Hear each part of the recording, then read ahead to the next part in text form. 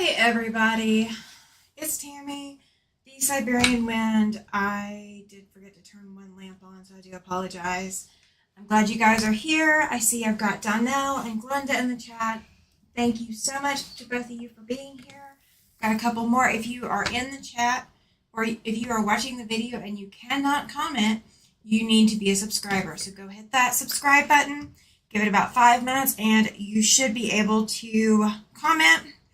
If you cannot, you may have to leave and then come back into the live just to get YouTube to refresh. That keeps all of the bots and the random commenters that aren't going to say what they want to, the stuff we want to read, keeps them down so we don't have to deal with them.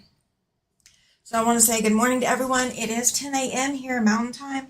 Let me grab this lamp real quick so you guys get to see the step over my cables and my cords. We are kind of running a mess today. All right. So I normally don't have a cable running there, but in order to have a cutting table camera, I kind of had to do it. Thank you. Yes, I am wearing green because nobody's going to pinch me today. If I didn't wear green, if it wasn't going to be a human, it would be my machine would pinch me, my technology would. Yeah, we're not doing that. We're just not doing that. I am still running on low power mode, so if I do start to tucker out or tire out, I am going to try to get all of this done today, or at least get us most of the way there. If we do not finish today, we will come back on next weekend. I don't know if it's going to be Saturday or Sunday yet, but I will do the entire quilt top on the live. So you're not going to be sitting there left hanging, trying to figure out what you missed or anything like that. There's not going to be anything that you're really going to miss. I did do a little bit of prep work, but not a lot. It's not anything you didn't see me doing yesterday. So I'm going to show you what all I've done. And thank you. The braids is I was still drowsy this morning, very, very drowsy. I still kind of am. So you're going to see me chugging down. I've already got my refill sitting over. My fibromyalgia is definitely getting me, along with my psoriatic arthritis. So they are both taking a toll right now. So I am doing what I can with the way that I can, and I usually try to find a way to adapt to most things. Actually, after I got off the live yesterday, I sat in my massage chair for a little bit. I've had that thing, oh gosh, 8 to 10 years. Like I've had it a while. It's on its last leg, but it puts me zero gravity. It's the only chair that I've got in the house that does it. So I went and sat in that for a while, and I actually laid down and took a 2-hour nap yesterday. And I am not a daytime napper person. So for me to take a daytime nap is pretty substantial. But I've been taking a daytime nap probably once every day or other day this last couple weeks. So I know that my body is just needing that time to recharge. And there's just no way with fibromyalgia, your body doesn't recharge. It takes a lot of sleep, it takes a lot of rest, it takes a lot of doing nothing to recharge.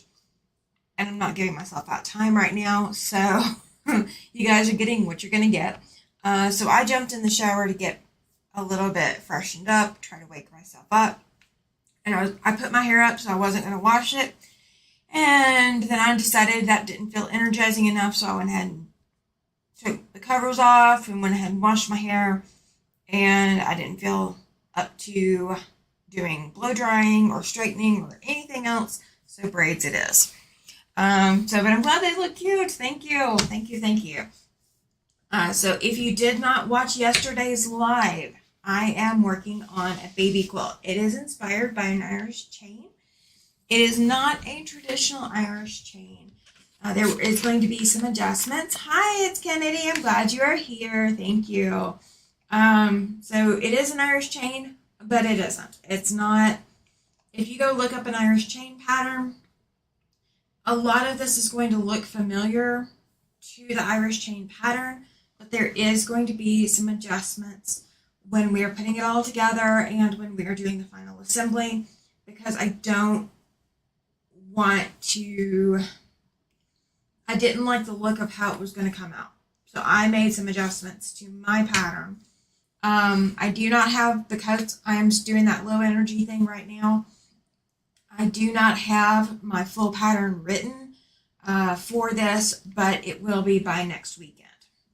So we will have a pattern posted in the comments.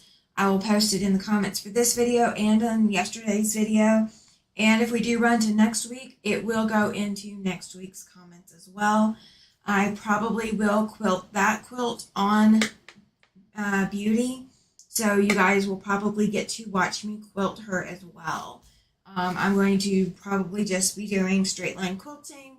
So it's nothing fancy or fantastic, but you guys will get to see that. And then I do also want to do a binding tutorial on my channel anyway. So there will be the binding for that quilt will be on this channel as well. I am going to wait to finish stitching the last section of binding until I have, or I may go ahead and do all the binding.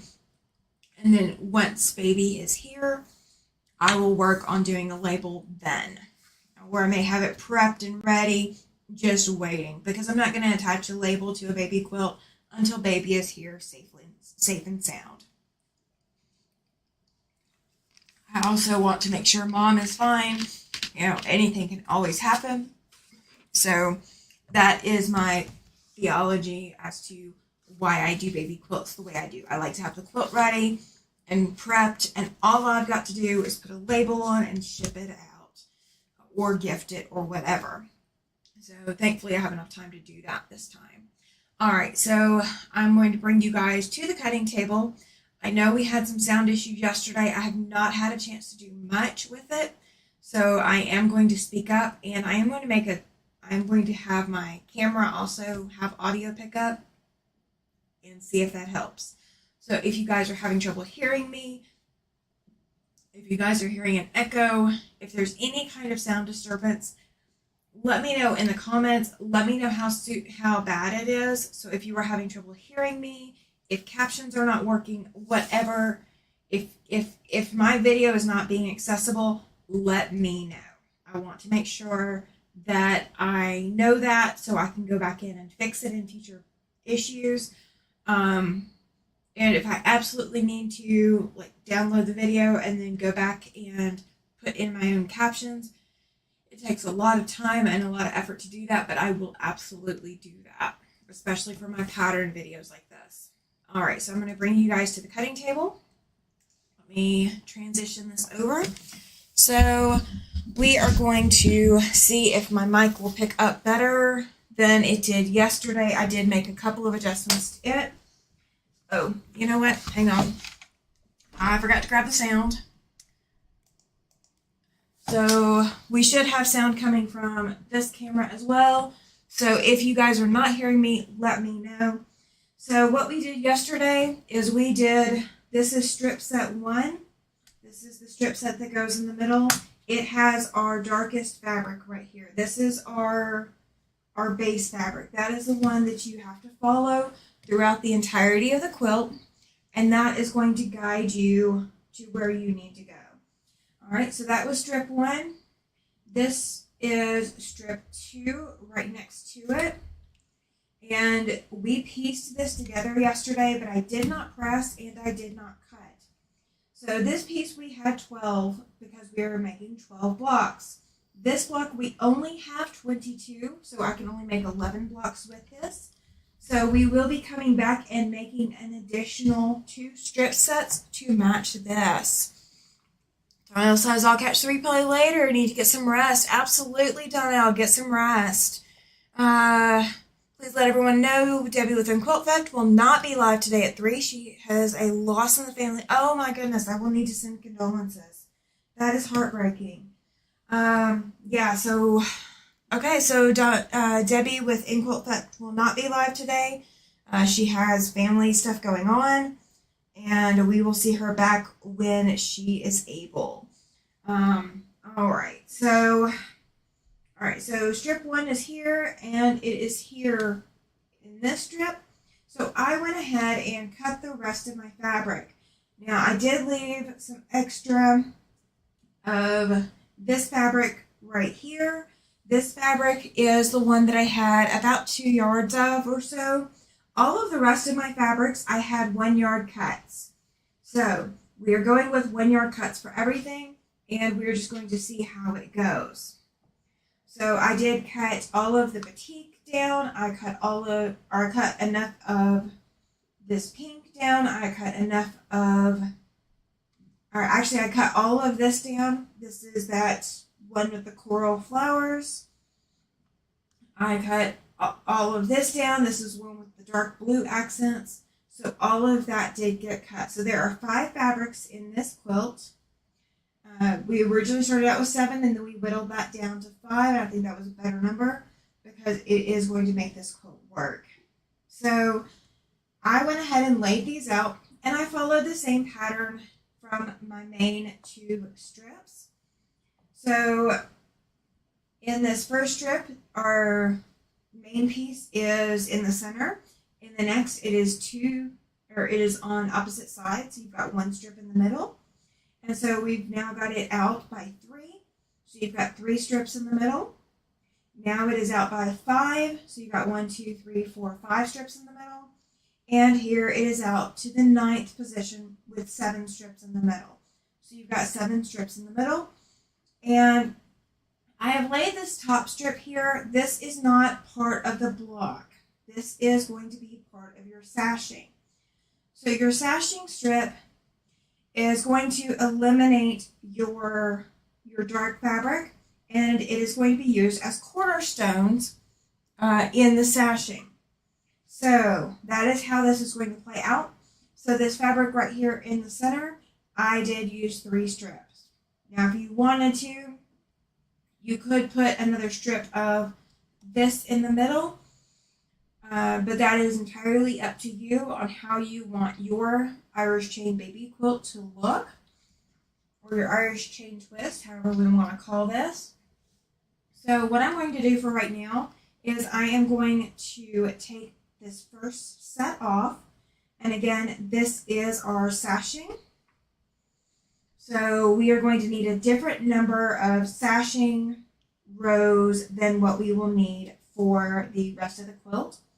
So I did cut double for the sashing versus what I would have cut for the rest of the quilt. And based off of not having enough of that 1 strip set, I will probably have to do sets and pieces to make up the rest of these strips. So we will do that, okay? So I'm going to go ahead and stack up my next strip set and get it out of the way as well. And all I'm doing is setting these off to the side so they are not going anywhere except just to go hang out off to my left. And so we are going to do that again. I'm just going to pick up as I go.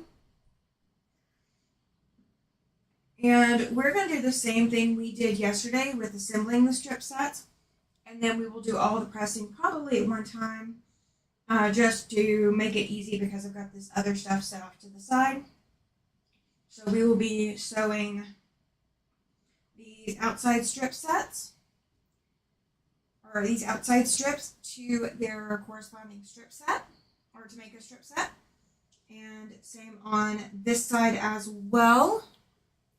We are going to open that up and open this up as well and lay those right sides together. And we are going to be doing the same thing with these 2 sets. So we're going to leave that center strip alone and just let it hang out. Now, if you do remember from yesterday, if you were on yesterday's live, I did have a little bit of wobble in my outside strips, and I was able to get that to lay down nicely with a little bit of starch. So that worked for me. If you feel like you need to sew these opposite directions to make yours lay down flat, go ahead and do that. But if you do end up with a serious wobble, you want to fix it right then. You don't want to wait. All right, so we are going to go back to the machine And I will bring you guys over here and get my mouse out of the way so you guys aren't sitting there looking at that. So what is everyone working on today? I know Donnell was working this morning on paper piecing. She is doing a Legit Kits Lion. So I caught some of her live this morning. And I do know that Becca and Ian are both going live today. We didn't know whether or not Teresa Louise was going live. But you guys, I do have a little bit of a celebration point. Yesterday I did a live with Sean. I was over at Sean's channel, over at The Guy Who Sews. He had me as a guest yesterday morning. And that is the first time I have been a guest on someone's channel. And he definitely made me feel super welcome. He's such a nice guy. And I am now up to, when I started this video, I believe I was at 141 subscribers. You guys, I was at 94 subscribers yesterday morning before I went on live with Sean. So we have grown a lot of subscribers since Sean's live. And I cannot thank him enough for inviting me to come over. Hi, Beverly. I'm glad you are here. Good Sunday morning. Well, morning, afternoon, depends on where you're at. but good day to you.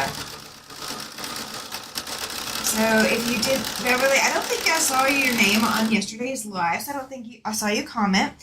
So if you have not seen, what we are working on today is a baby quilt with kind of an Irish chain spin. It is not a proper Irish chain.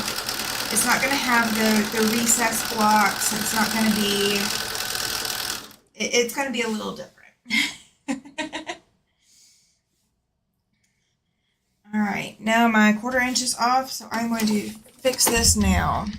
I do not know how I did that, but I definitely did it, but I only have to go back probably about 10 stitches. So we're not bad. We're not bad. You want to make sure when you are sewing strip sets like what we're sewing, that if you do get off on your 1/4 inch, that you go ahead and fix it immediately, because it will make a difference, because it will compound as the quilt goes. You don't want to leave something like this hanging around. So I see all you saying hi to each other. I appreciate it. So yesterday we were talking about what size needles everyone uses. We were talking about what kind of thread everyone uses. You saw me on Sean's channel yesterday morning. Thank you, Beverly. I'm glad you are here.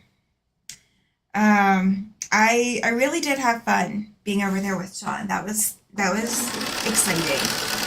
Sean and I have been talking for a little bit. I started doing most of my videos back about a month ago. So Sean reached out to me and asked me whether or not I'd like to go live with him at some point.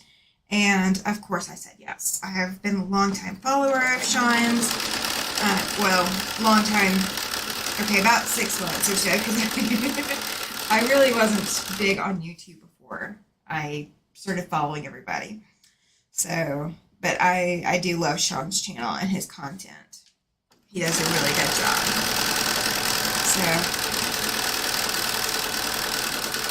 So now I guess we need to talk about what is everyone eating for breakfast this morning, or what did everybody have for breakfast this morning? I had a little egg bowl thing that you just microwave. My husband had to dart out the door this morning, so he wasn't home to cook breakfast and fix something fancy. Not that we ever really eat anything fancy here, but I will live vicariously through all of you. Sunday morning breakfast when I was growing up was always the big meal. It was always the one where you pull out all the stops and you do the pancakes and you do the waffles and you pull the syrup and everything else out and you make a towering, not as a kid. As an adult, it was pull out, the syrup and make a towering stack of pancakes and and all of that. And of course, I became mom, so therefore I was the one making the towering stack of pancakes. And then we do the traditional, just eggs and bacon and things like that. A lot of mornings, I don't tolerate yogurt very well, so I can't just. My breakfast usually is not a grab and go thing, unfortunately. I am a breakfast person, but I am not a grab and go breakfast person.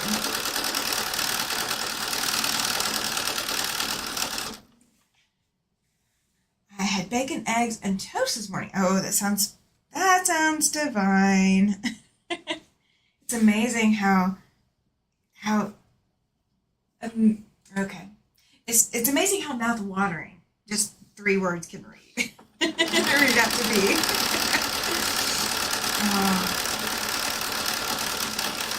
And my husband is not a breakfast person. My husband left this morning.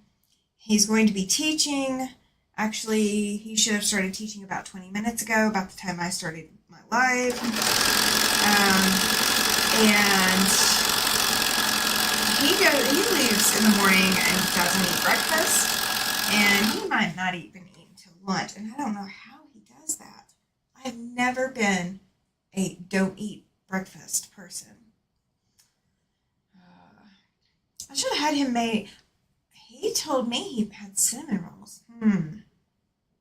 I'm sorry. My brain is doing squirrel this morning. My brain is definitely doing squirrel. You guys can tell that I've already had most of one Dr. Pepper this morning because I have some energy. I'm doing a lot better than I was yesterday morning.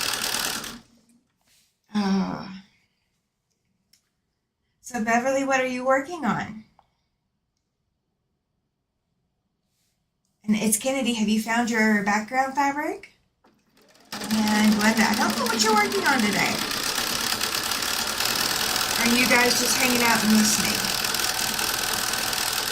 I know I've got one person who might end up being a lurker today. Told me that they were going to be cleaning house, so they may just be listening along. And there's nothing wrong with that. As long as I am not annoying to you, I am perfectly fine being your listen along. And maybe by the end of today, we will have a completed quilt top.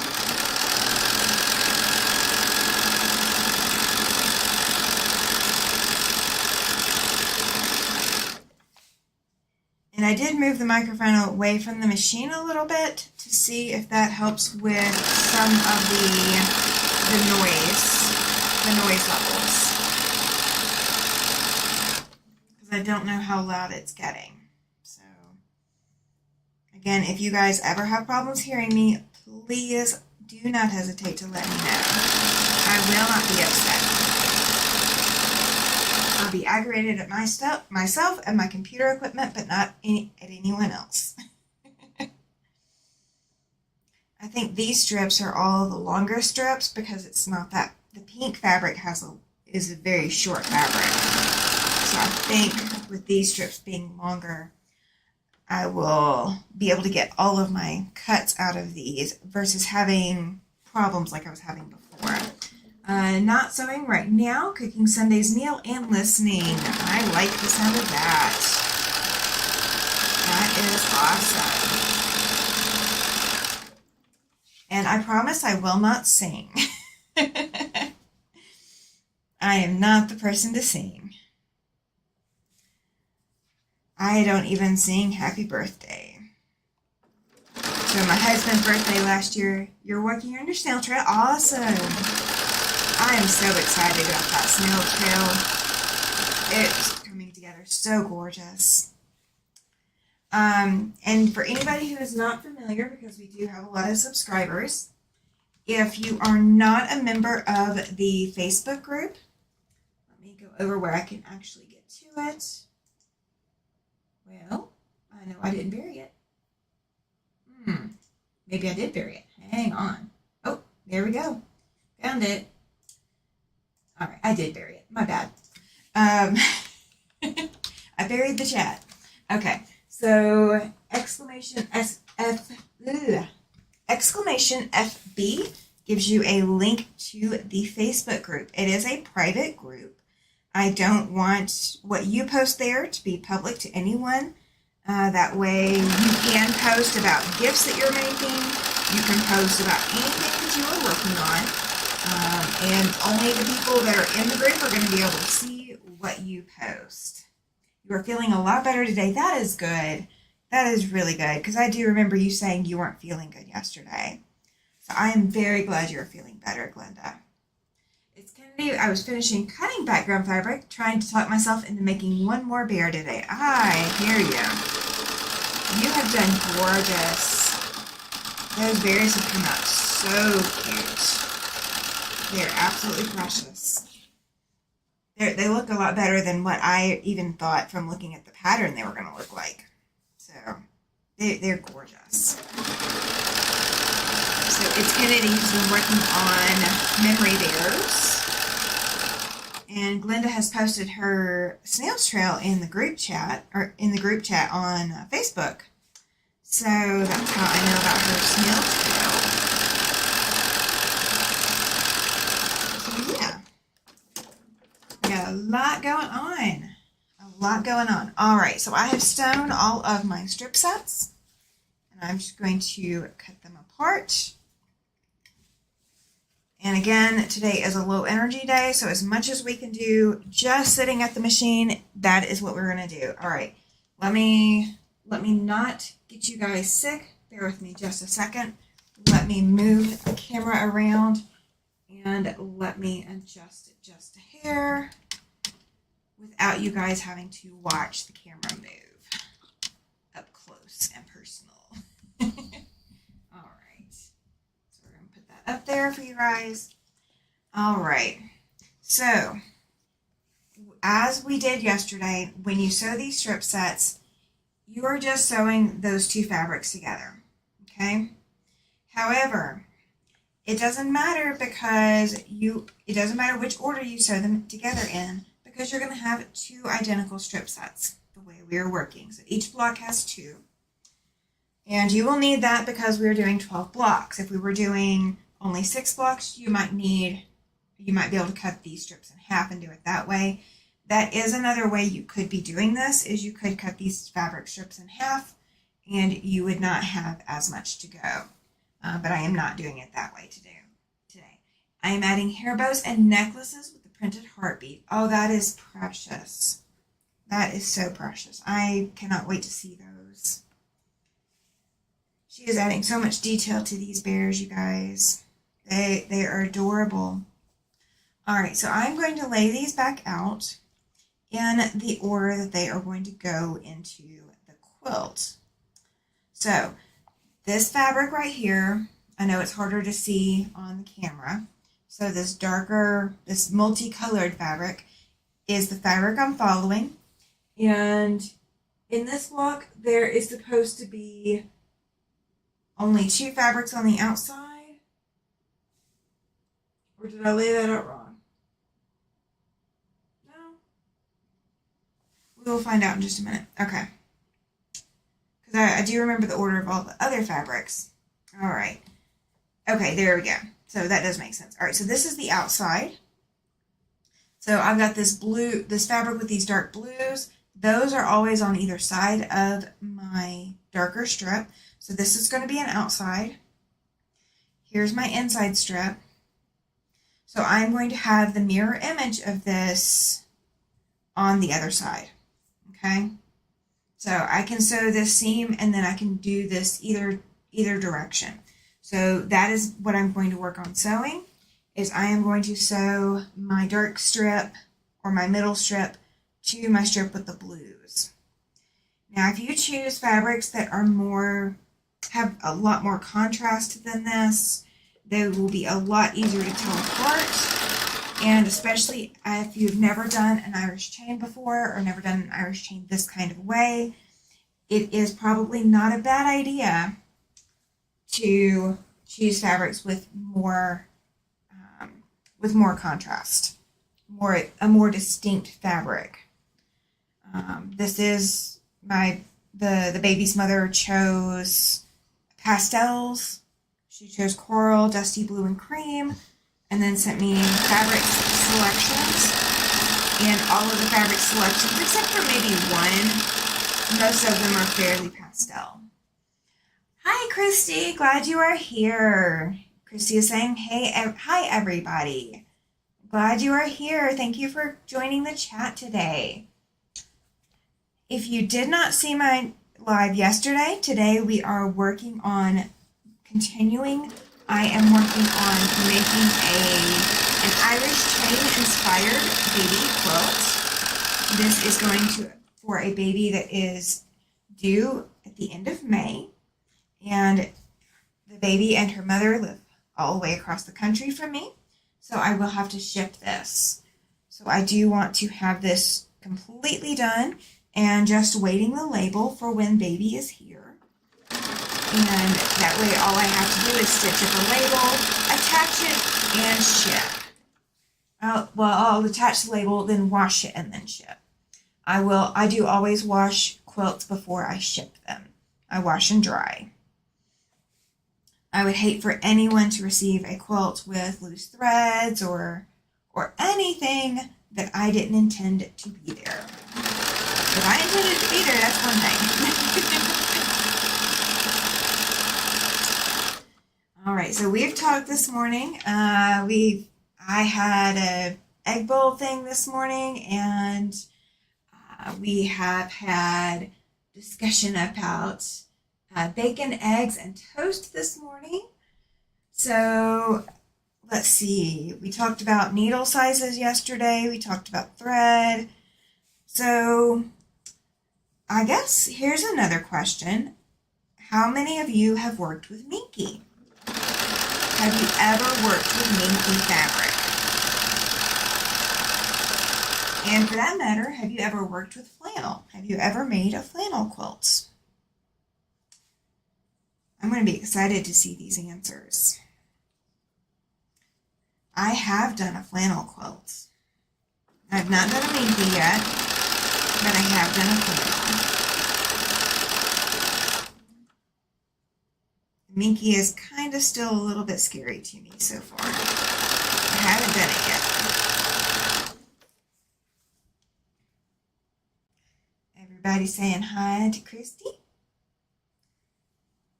See, we're a welcoming group. I really am seriously glad all you guys are here. I really appreciate the support. You are awesome. All right. So I see a Facebook request to join the group. Let me go get you in there real quick. All right. You are in.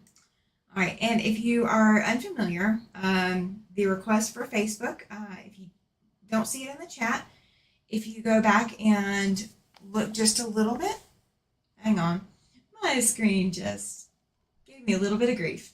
There we go. I can see that a little bit better. Okay, so I do have a private Facebook group, so you can join that and you can post and do any kind of discussions about quilting that you want to, and no one that is not in the group will be able to see. I have a super secret project that I'm working on, and I can't tell you who it's going to because they might be listening. Let's see, I haven't worked with Minky, but I have used flannel before. Awesome. Got some, but never sewed it. Yeah, I haven't even bought any Minky yet. So my super secret quilts, I have thought about putting Minky on the back so the recipient would use it more than just plain cotton. But I'm just not sure if I'm ready for it yet. I'm just so not sure. I definitely have not quilted with it. I mean, I've gone to the store and I felt it. I tested out textures, and I did have the recipient feel the different Minkies and see what they thought, but I didn't tell them why. So we shall have to see. I guess if I work with Minky, I'm gonna have to and bring you guys along for the ride. However, the recipient doesn't know yet. So I don't know. I don't know how I'm going to do it. Maybe I'll film it and then share it after. Maybe that's what I'll do. Thanks, Amy. That was me that just joined your Facebook group. Awesome, Beverly. I figured that was it. I'm glad you are there. Thank you. Yeah, I want to keep the community as open and inviting as I can, but I know a lot of people won't share pictures on Facebook solely because somebody somewhere along the lines might accidentally share it to a recipient. So I know gifting is kind of so hard because there's so many places that your recipient might see something. So I like to have that available. And I will be doing, and you guys also inspire me so much. You really do. I will be doing a show and tell on my first April Live. So anything that is posted up in the Facebook group, I will come through and either start asking for submissions for show and tell, or I will ask you, hey, can I share this in show and tell? And we will do kind of a show and tell trunk show. So where everybody out on YouTube can see what you want them to be able to see. I'm not going to share anything without someone's express permission. We will just call it mine until the month comes when it would go to its forever home. Good try. It's Kennedy. I don't think they would buy that. No. See, I would be talking with the recipient about a project for you.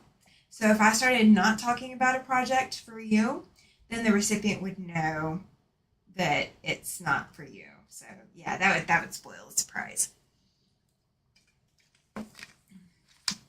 So my super secret project, you guys, I have been working on that since January. So I haven't been working on it all that long, but I definitely have been working on it anytime that I'm not home because I can't work on it at home. That may say too much, but I don't know because he's busy right now. I don't know that he'll catch it. All right. All right. So I have 2 strip sets just like this.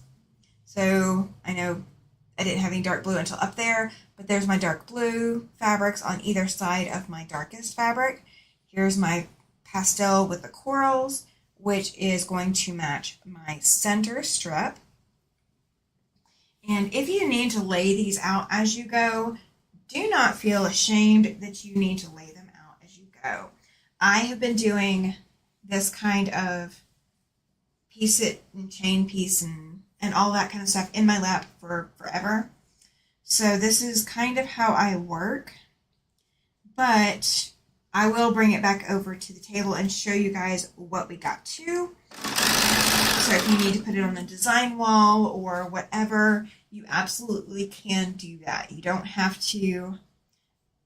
I don't want anyone to feel intimidated because of the way my brain works and because your brain doesn't work the way mine does.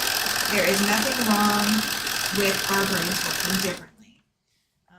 I know Sean was saying he has not tried webbing, like web piecing, and like he was going to try it off of his live, but I was doing web piecing before anybody told me it had a name. So like that's just how my brain works, and that's how I don't know. That's just how I see my quilt projects. So So would you guys like me to do a trunk show of my own quilts? Like all of my quilt projects? Because I could do that too on one of these lives. Or do you want me to just post them in the Facebook group so you guys can see them there? Let me know in the comments. Do you want to see it? Do you want to see a trunk show on like a Tuesday Night Live? or do you guys want to see them all posted up on Facebook and have, you know, an unlimited access to what is in my closet and what is not any longer in my closet, what has already been gifted? Because I've got some projects in there, you guys. I can tell you that.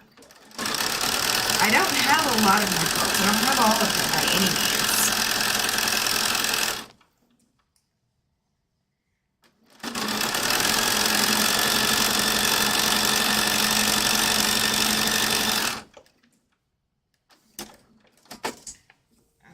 So I've got that center strip on. So honestly, at this point, this strip set piece is 100% reversible. So I've got the same pieces on either side. However, I do need to add my other piece of the strip set, and that will make the entire piece also reversible, but it will complete our unit. That would be awesome. Both ways would be good. Awesome. I don't have Facebook. Okay, well that answers that question. I do not have a problem doing it on my YouTube Live. That is not a problem. I know not everybody has Facebook, and I do not want anybody to feel bad for not being on a platform, on any social media platform. I mean, obviously my videos are up here on YouTube. You can watch them even if you don't subscribe. You just can't comment unless you don't. You can't comment unless you subscribe. But that is, again, solely to keep spammers and bots and all of that kind of thing from giving me a hard time trying to fix it. I really don't have the extra energy to put towards it, so I have to limit it that way. But yeah, I can absolutely, we will do a trunk show. And for those who do want it and who do have Facebook, I can also put it there as well. So you guys have access to it both ways. And that is perfectly fine. And I'll link to the video on Facebook too, once we do the trunk show of all of my quilts. And I will also show you kind of what I do to catalog all of my quilts. Some I have done better about it than others. Not all of them though. And I really kind of feel sad that I didn't. So there is actually, for those who don't know me very well yet, I do live in Wyoming. And Wyoming has a quilt convention, if you want to call it that. Kind of like QuiltCon or Paducah, but it is definitely on a Wyoming scale. So I don't know how big Quilt Wyoming is. I don't know how many people are going to be there. I don't know how many vendors are going to be there. This will be my first Quilt Wyoming, so that this is going to be an experience for me.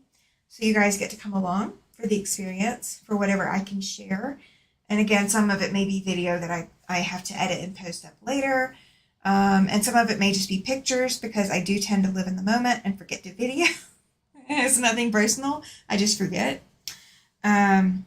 So I will bring you guys along for that. That is in July. As of right now, I am going to Quilt Wyoming. So provided nothing changes, I will be at Quilt Wyoming. And one of the classes that they are offering this year is quilt cataloging. Basically making a memory book or scrapbook for your quilting projects. And so I'm assuming that they're going to go over a lot of the different techniques that you can use to catalog your quilts and make a memory book to show everywhere you've been and what all you've done.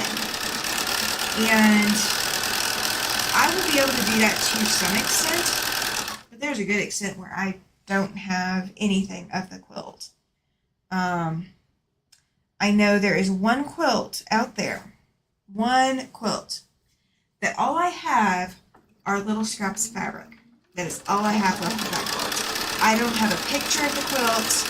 I don't have the name the quilt went to. I don't have the year I did the quilt. I have nothing but a few little scraps of fabric. And that is it. All right. So we now have a completed strip set. Isn't that gorgeous, you guys? I know it looks like it's a lot of kind of the same colors of everything, and it kind of is, but it does look a lot more distinctive in person than it does on camera. All right, so that is one entire strip set. So I'm gonna bring you guys over to the cutting table just so you guys can see that I'm going to grab that next strip set. Paladin, move. Move. Move, move, move, move. Safe. Safe. Move. Okay. I apologize, you guys. My dog, his name is Paladin, and he is laying on my irons cord. So yeah, he kind of needed to move. All right, so that is one strip set right there. And the nice thing is, because these are reversible, it really won't matter which direction I press them. But if you can see the strips set number 2, and with this strip set number 3 next to it, you can tell that those lines are going out. So this fabric right here is moving out away from the center. All right, so we are going to go ahead and grab our next strip set pieces. So this is the stack right here. So I'm just going to set that up out of the way. And I am going to lay these back out so that I can get a visual on what we are putting together. All right, so our tiny strip is the one in the middle. And I say this is a tiny strip because this fabric is not as long as the rest of my fabrics. I don't know what it was about that manufacturer, but they did not make them very long. All right, so we are going to have the dark strip with the blue and the coral. So that's going to go together. We are going to have these two strips go together. And I'm not worried about which direction they go, and I'll line these up when I get to the machine. Because again, because it is just 2 strips, you can always change the direction. You don't have to leave them the direction that they were in. All right, so that strip set there. And we have this strip set here. And this is the reason that I also do that center strip set first. I never start at my outside strip sets because then you kind of have a visual to work off of and everything is sewn in the order that you want. That is the one that is the hardest to put together. Awesome. Thank you, Christy. I appreciate it. These fabrics some of them were chosen by the baby's mother. And some of them were just what I chose to make it work. So we're going to just make it work. So this dark fabric that I'm using, the one that's the multicolor, it is one that I chose to make all of this work. And this fabric is one of the ones that the baby's mother chose. She wanted to go with corals and dusty blues. And the fabrics that she sent pictures of didn't quite match what I would have envisioned for coral and dusty blue.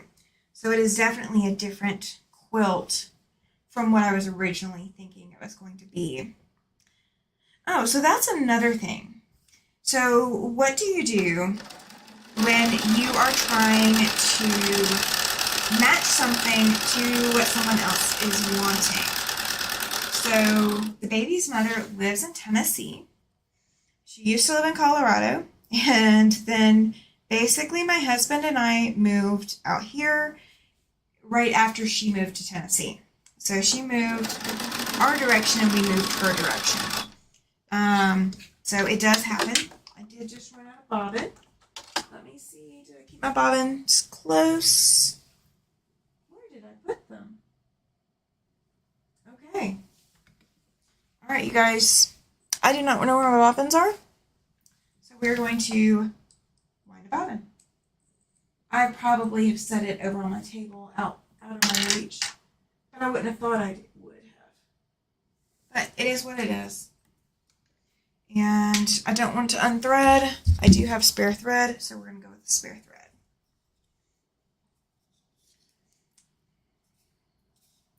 I could unthread if I wanted to, but I just don't want to. Tennessee is where I lived all my life. I grew up in Birmingham, Alabama, that area. I commuted to Birmingham every day. And then I moved to Mississippi for 4 years for college. Then I moved to Huntsville, Alabama, and I lived there for a decade. Then we have lived in Montgomery and then other central areas of the state. We never lived in Mobile, we never lived in that area, but we did move for a while down to Gulfport, Mississippi area, doing the Mississippi Gulf Coast. And that was my first time ever having to deal with hurricanes. And I will say this 20 times over, I would much rather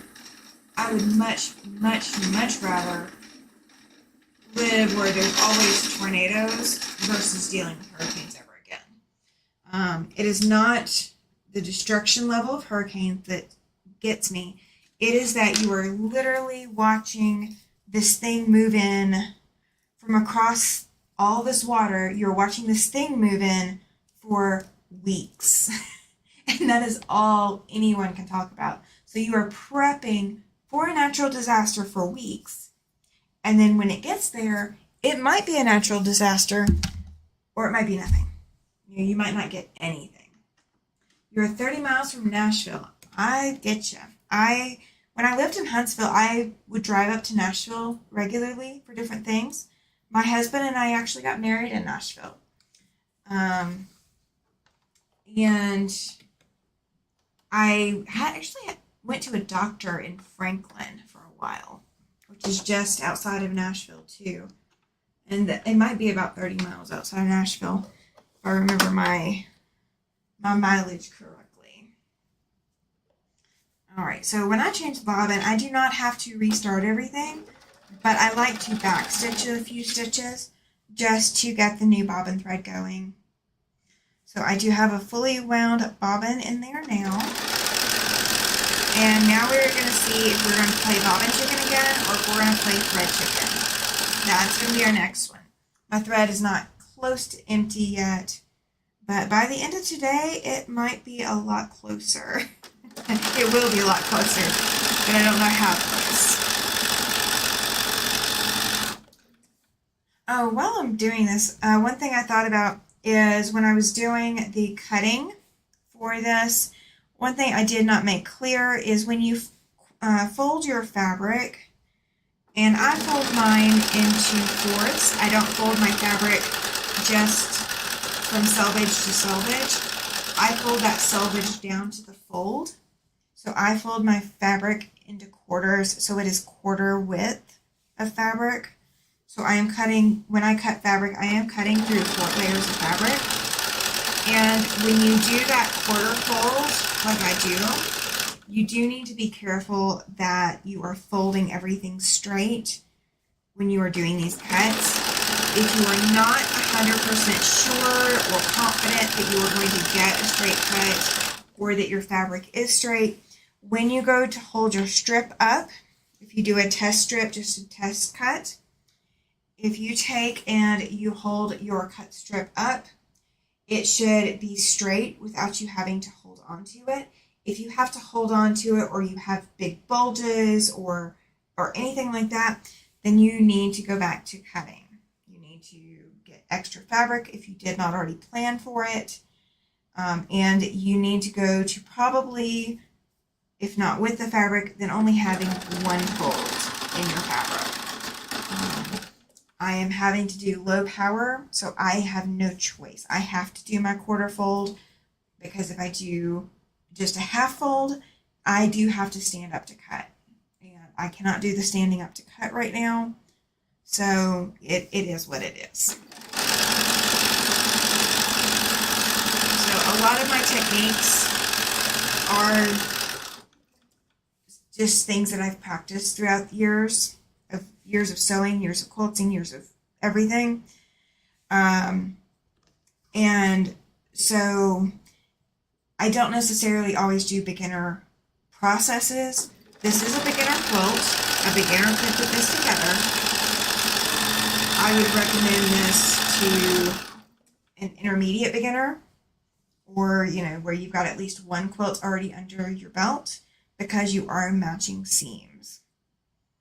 So matching seams is not something I would put on a beginner quilt, but this is definitely, like, if you've done 1 or 2 quilts, you should be fine to learn to do this. You may just have to come back and do a couple of extra steps to make sure you take your time and you don't rush.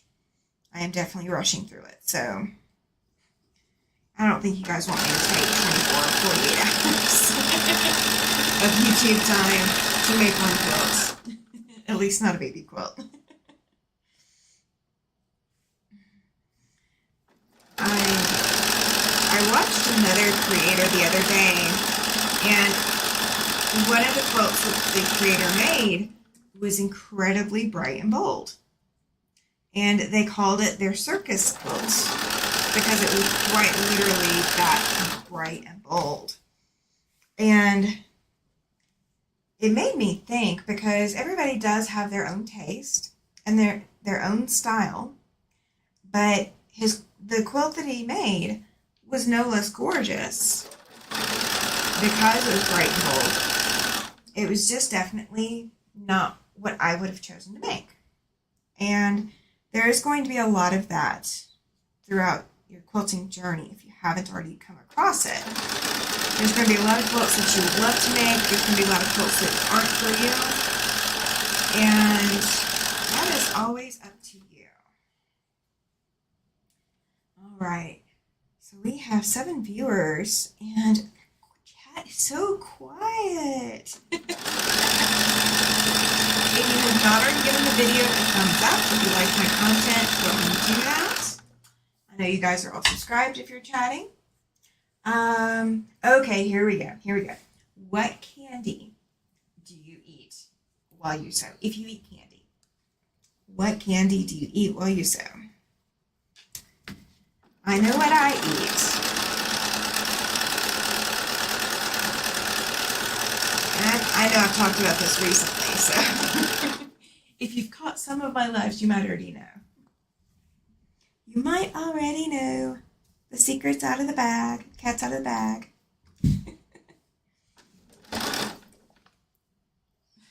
My puppy just adjusted and banged the wall in the process.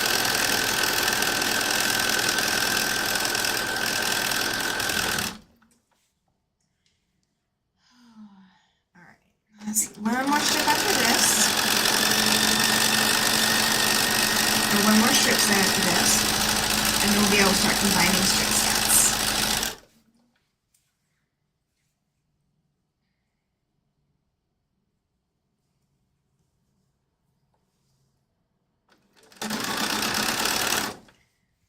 So yeah, Beverly, since you were 30 miles from Nashville, this quilt is actually going to the Nashville area. So I'm sending it your direction. The baby's mother lives just outside of Nashville. I don't know exactly where. I don't have the address yet. But I will get it. I will know shortly. I gotta know before the end of May, so she can focus on baby while I focus on shipping.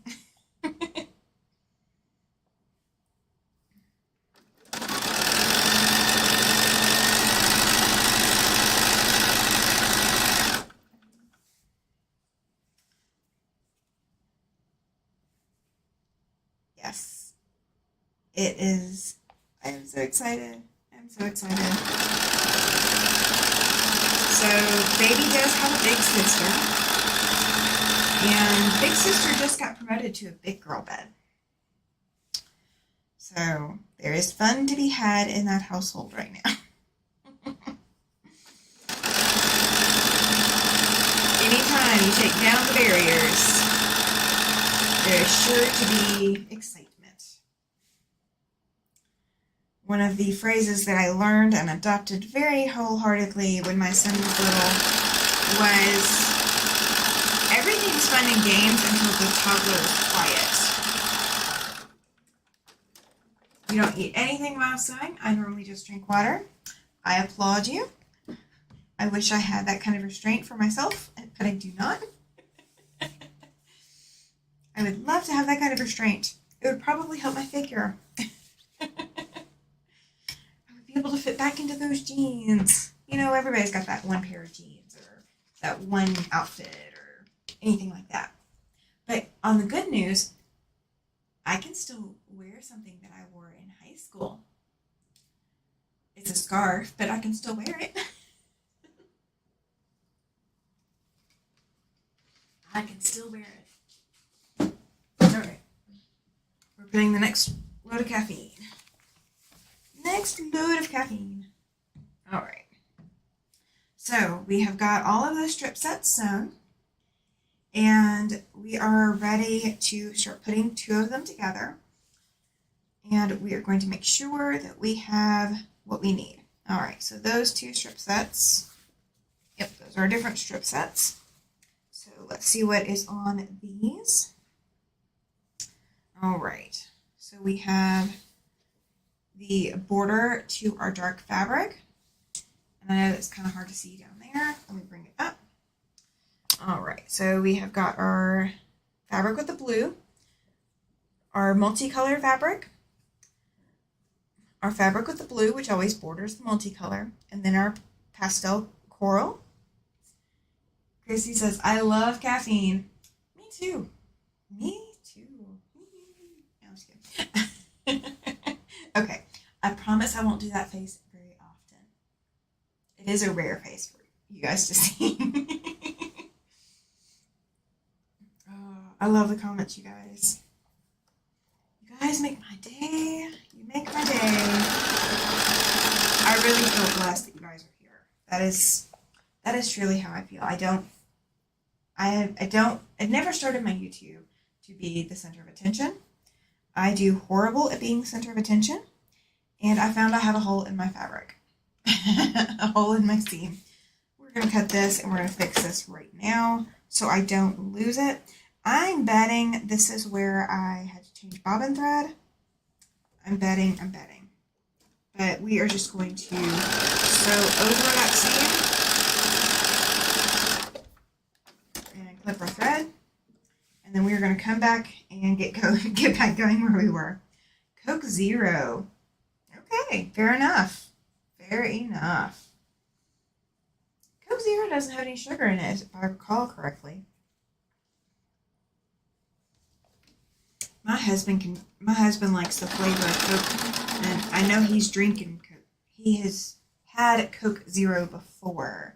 I don't know, if he doesn't like if there's an aftertaste to him, or if it's just he forgets to choose it, or what the deal is. He doesn't drink Coke very often, though. He drinks the fruity sodas. Like Sunkist, and if you've never heard of Grapico,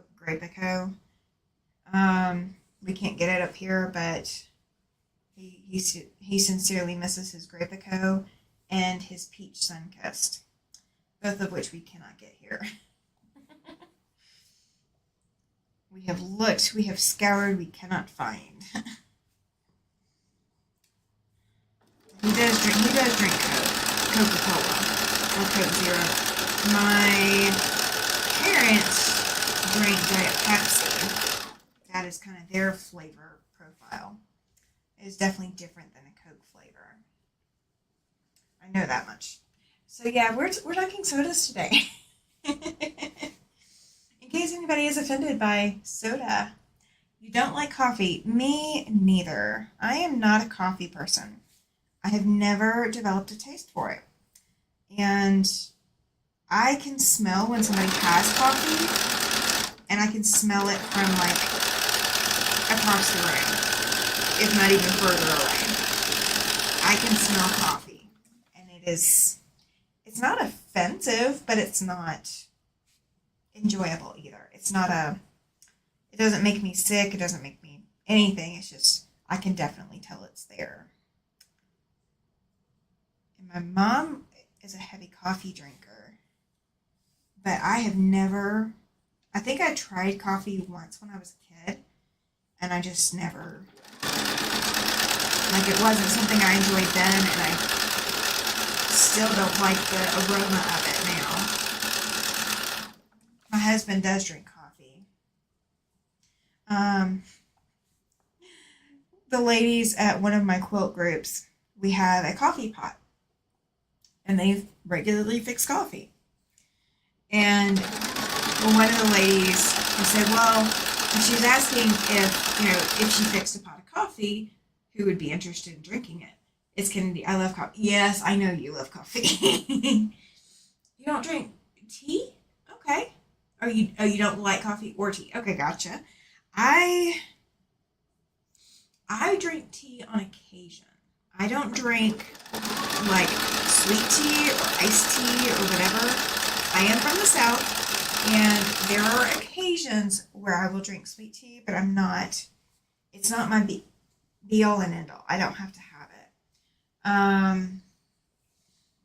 Now, Beverly, do you drink Southern sweet tea, or do you drink your own version of sweet tea?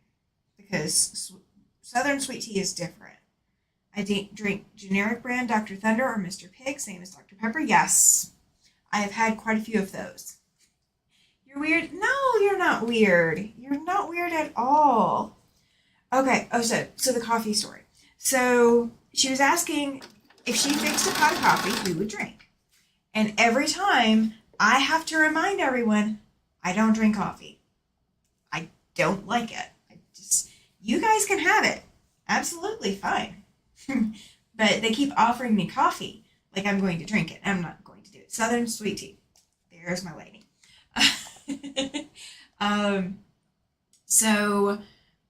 But they offer a coffee, and I'm just like, I don't drink it. And I don't like it. And she looked at me, she said, well, I didn't learn to drink coffee until I was 70.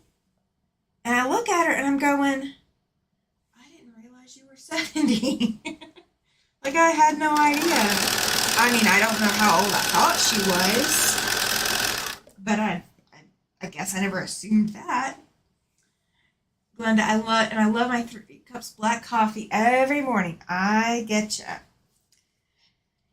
See, I think coffee has kind of that cult following too, where if you love it or you don't love it. Like there's very few people that I have met that you drink coffee but you don't love it, or you drink coffee just because it's there, or what have you.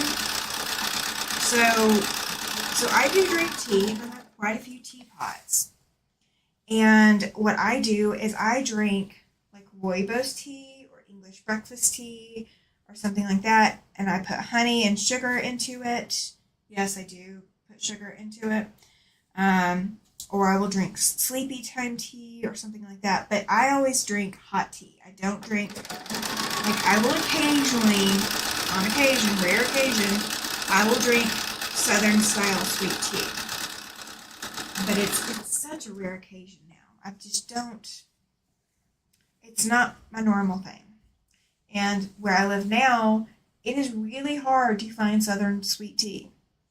You either make it yourself, or the only good Southern sweet tea that I found is Milo's. And I actually was able to educate some of the people here about where Milo's tea comes from, because living near Birmingham, that's where Milo's is home. That's their home turf. So Milo's sweet tea is from Birmingham. So they do have Milo's tea up here. I just wish they actually had a Milo's burger place here. I do miss an occasional Milo's burger. I won't eat them all the time, but I do like them. My husband's not a big fan, though. So in the state of Wyoming, the things that we do not have that I had access to back home, we do not have a Cracker Barrel. We do not have a Waffle House. We do not have a Red Robin. We do not have, well, in the South, you don't have In-N-Out.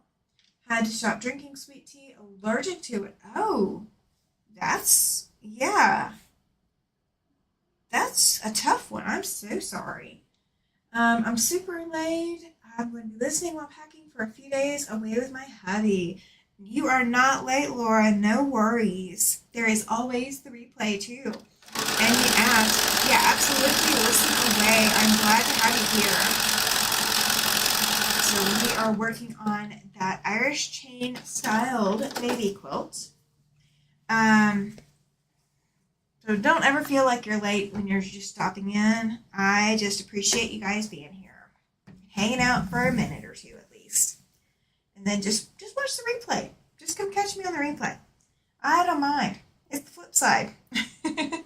All right. So this strip, you guys, this pinky fabric. See if I can get my camera angles right. There we go. All right, this pinky, creamy, peachy fabric is the one that I do not have, that is not very long, okay? So it is going to be my determining factor. All right, so if I match this up, when I come down here to the bottom, you guys can see I've got a good 3 inches probably, that at least 2.5 inches. That's not going to be long enough, okay? So what I'm going to do is I'm going to line it up on this strip at the very top.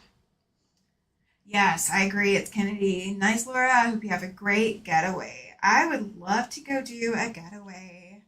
Oh, I would love that. That would be awesome.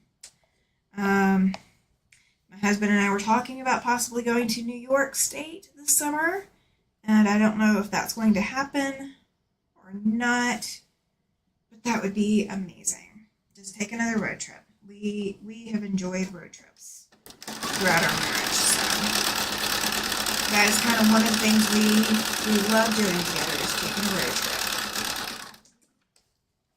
I love the Irish chain block. It reminds me of my grandma. Absolutely. Yeah, this is the Irish chain block is very popular, and I think a lot of times it does get overlooked because people look at it and go, that's a lot of pieces. And technically, yes. Especially if you were going to sew it.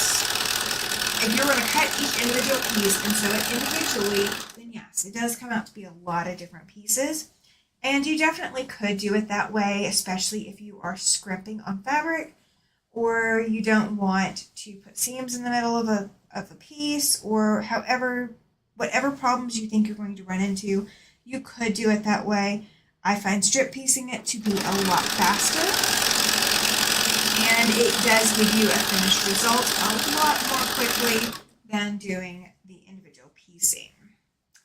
I did actually go back before I prepped for this, or not today, not for today's section of it, but when I was prepping to do the Irish chain block, I did go back and caught a couple of different videos of people putting together Irish chain blocks, and I came across a replay of Eleanor Burns with Quilts in a Day. Her and, don't quote me on who she was with, she did a traditional Irish chain block, and I have never really sat down and watched with Eleanor Burns. Like, I know who she is. I've seen like snippets here and there, but I've never really sat down and watched an entire episode or anything like that. And I did the other day, and this is definitely not a traditional Irish chain. It is going to be a little bit of a twist, but it is not going to be a bad or difficult twist. It's going to make it a little bit easier.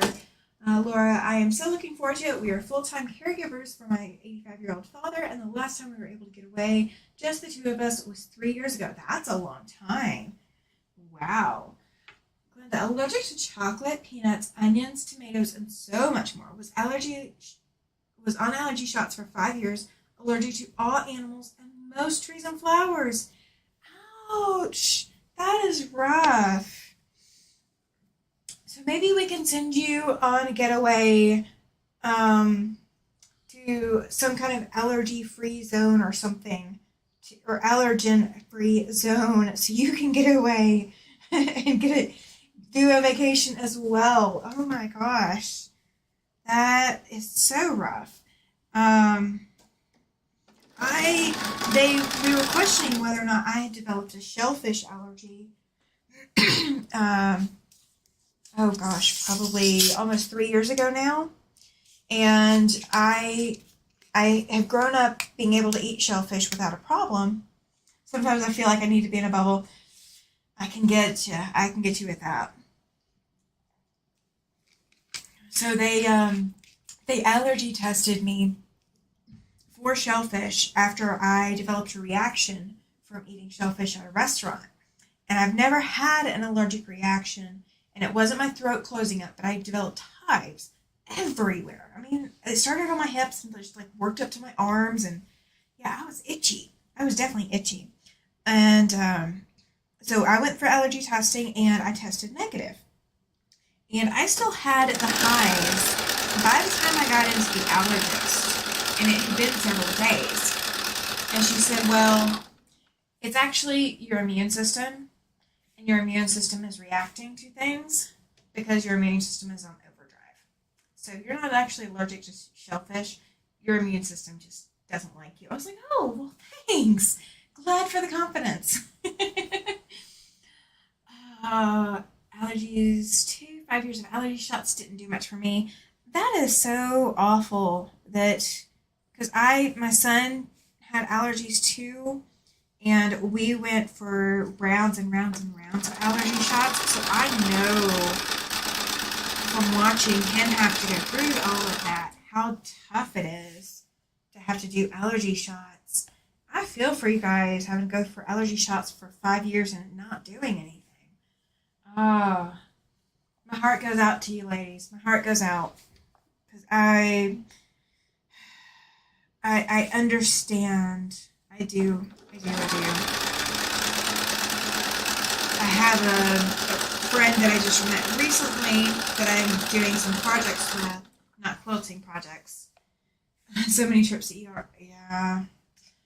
Well, I would say you can come here, but I got a dog. So, yeah, allergy to animals wouldn't work well. So she has some kind of condition, and I want to say the name of it, but I'm not sure if I would say it correctly. But she can develop an allergic reaction to things that she's not allergic to, but she has a long list of things she is allergic to.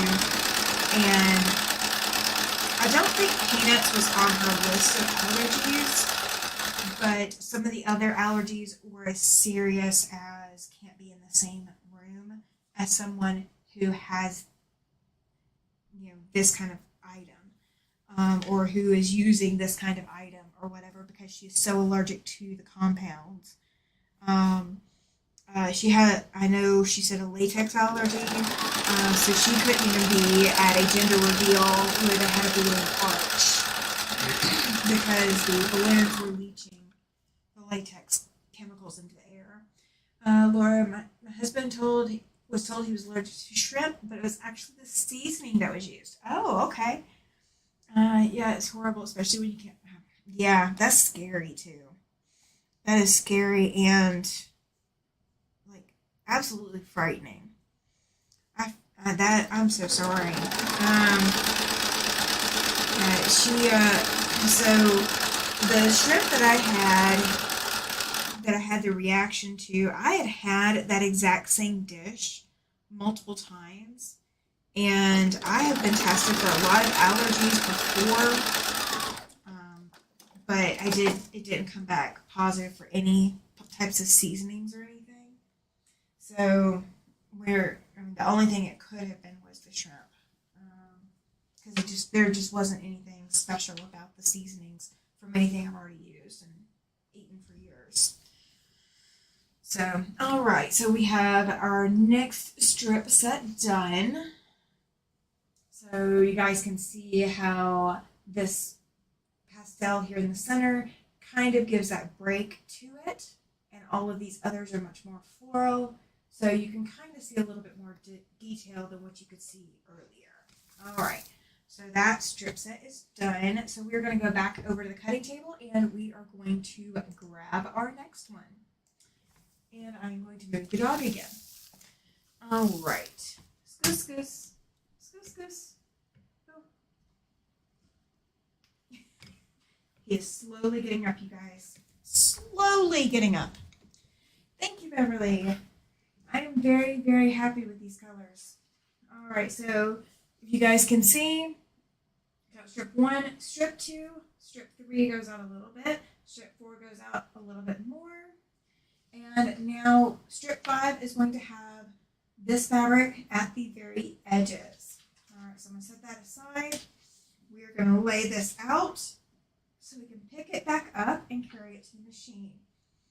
All right, so this time our center strip is going to be our batik.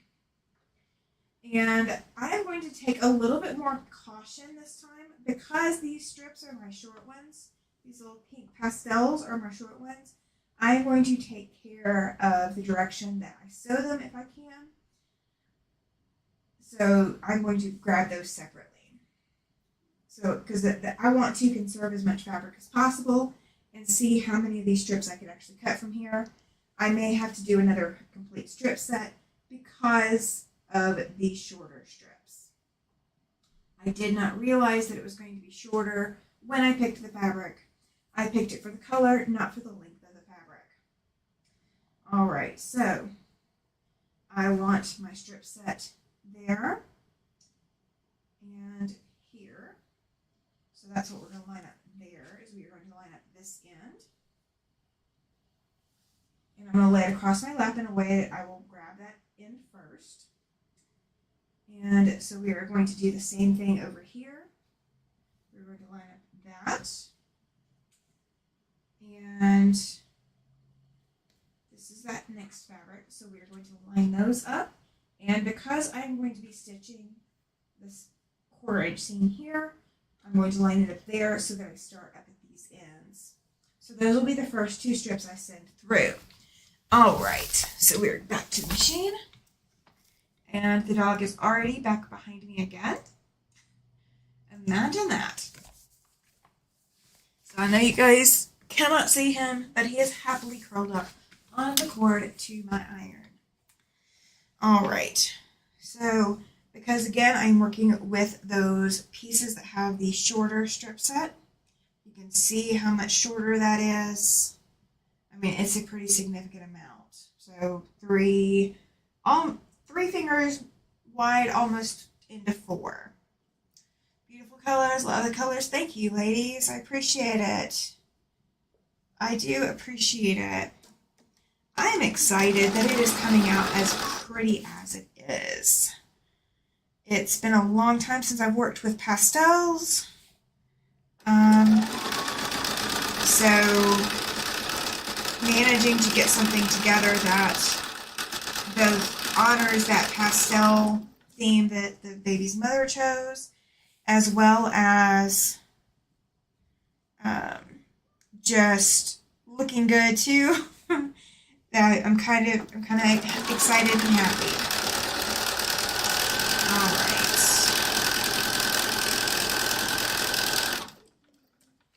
So you said you were going away for a visit. You are going. How long are you going for? Are you going for 3 days? Did I understand that correctly? For a few days away with Happy. Okay, gotcha. I was about to say, I don't want you gone for like a couple of weeks. You're going to have to check in. You know that, right? I miss my friends. I miss my friends when they're gone.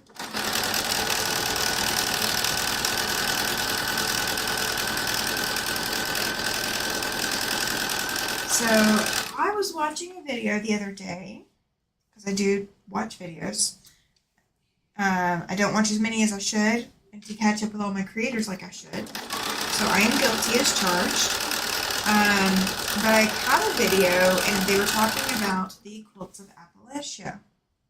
Appalachia, however you want to pronounce it.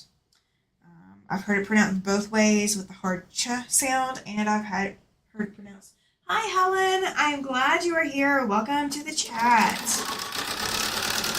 So I was watching a video with the quilts from Appalachia, and they showed a picture. We're going to be back on Thursday evening because I want to get a quilt, go to a quilt show on Friday. Lady after my own heart. Love it.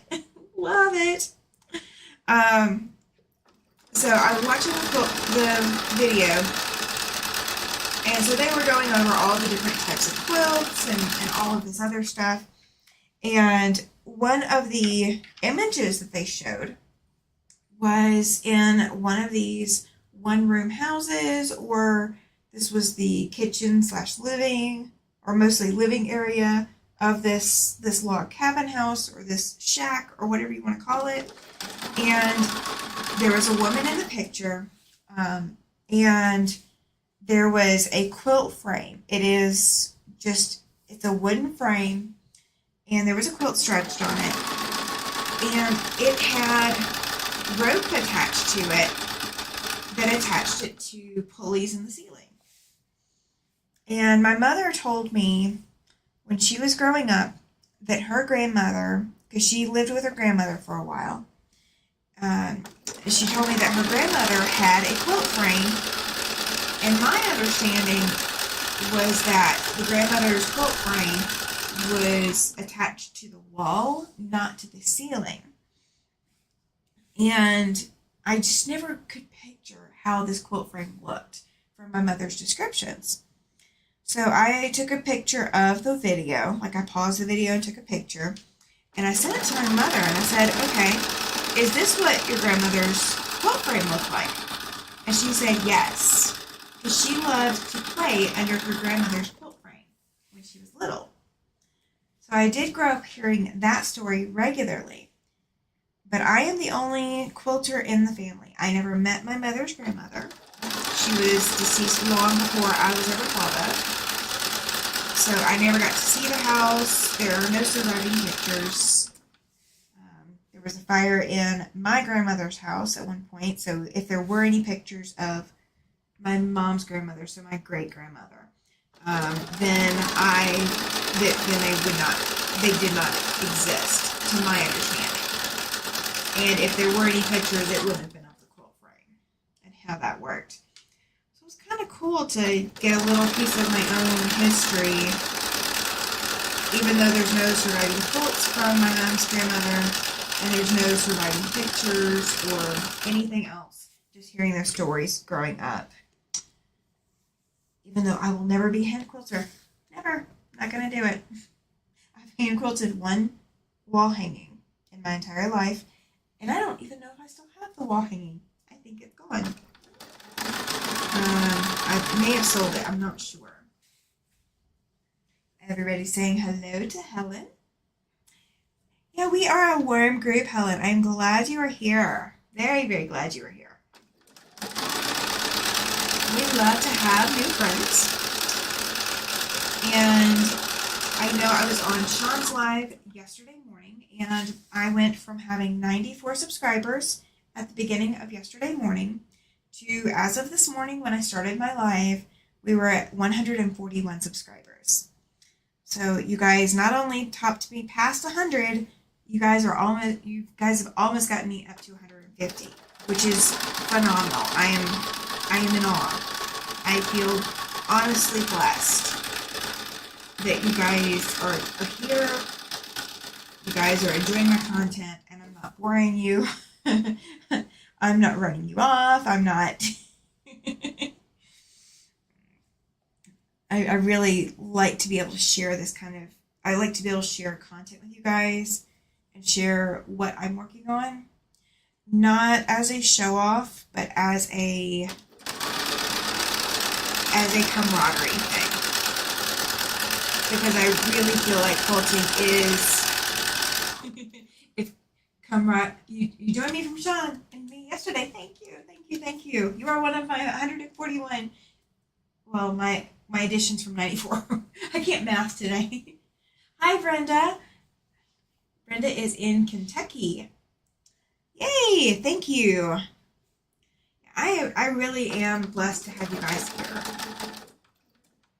I'm in Southern California. I have been to Southern California.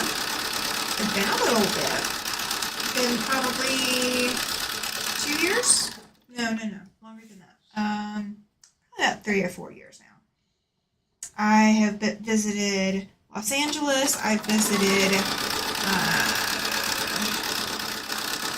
Y'all can't hate me for not knowing my geography today. San Diego? I want to say where I could see the border to Mexico.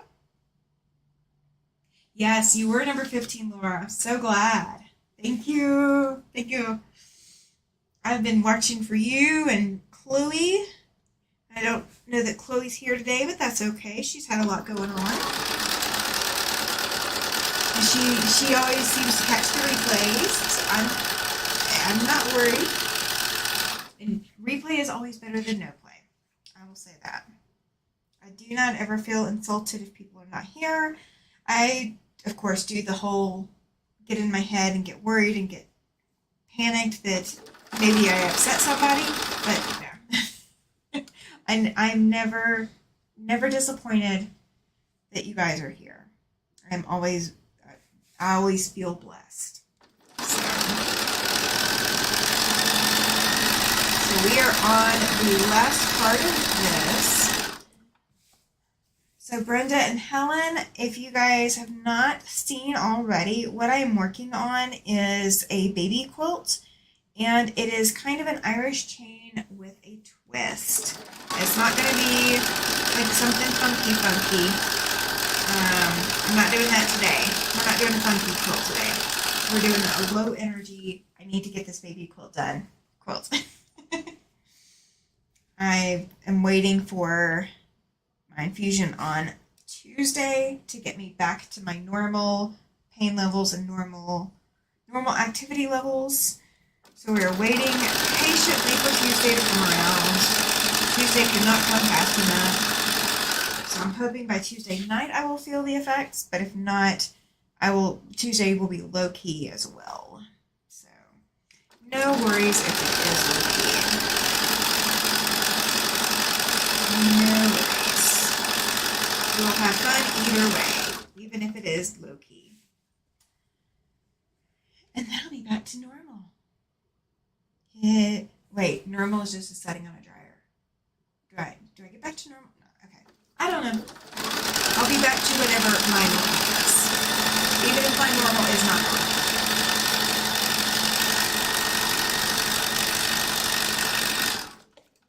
And happy St. Patty's Day to whoever is celebrating St. Patrick's Day. I am wearing green solely so that my machine and my equipment and all does not attack me.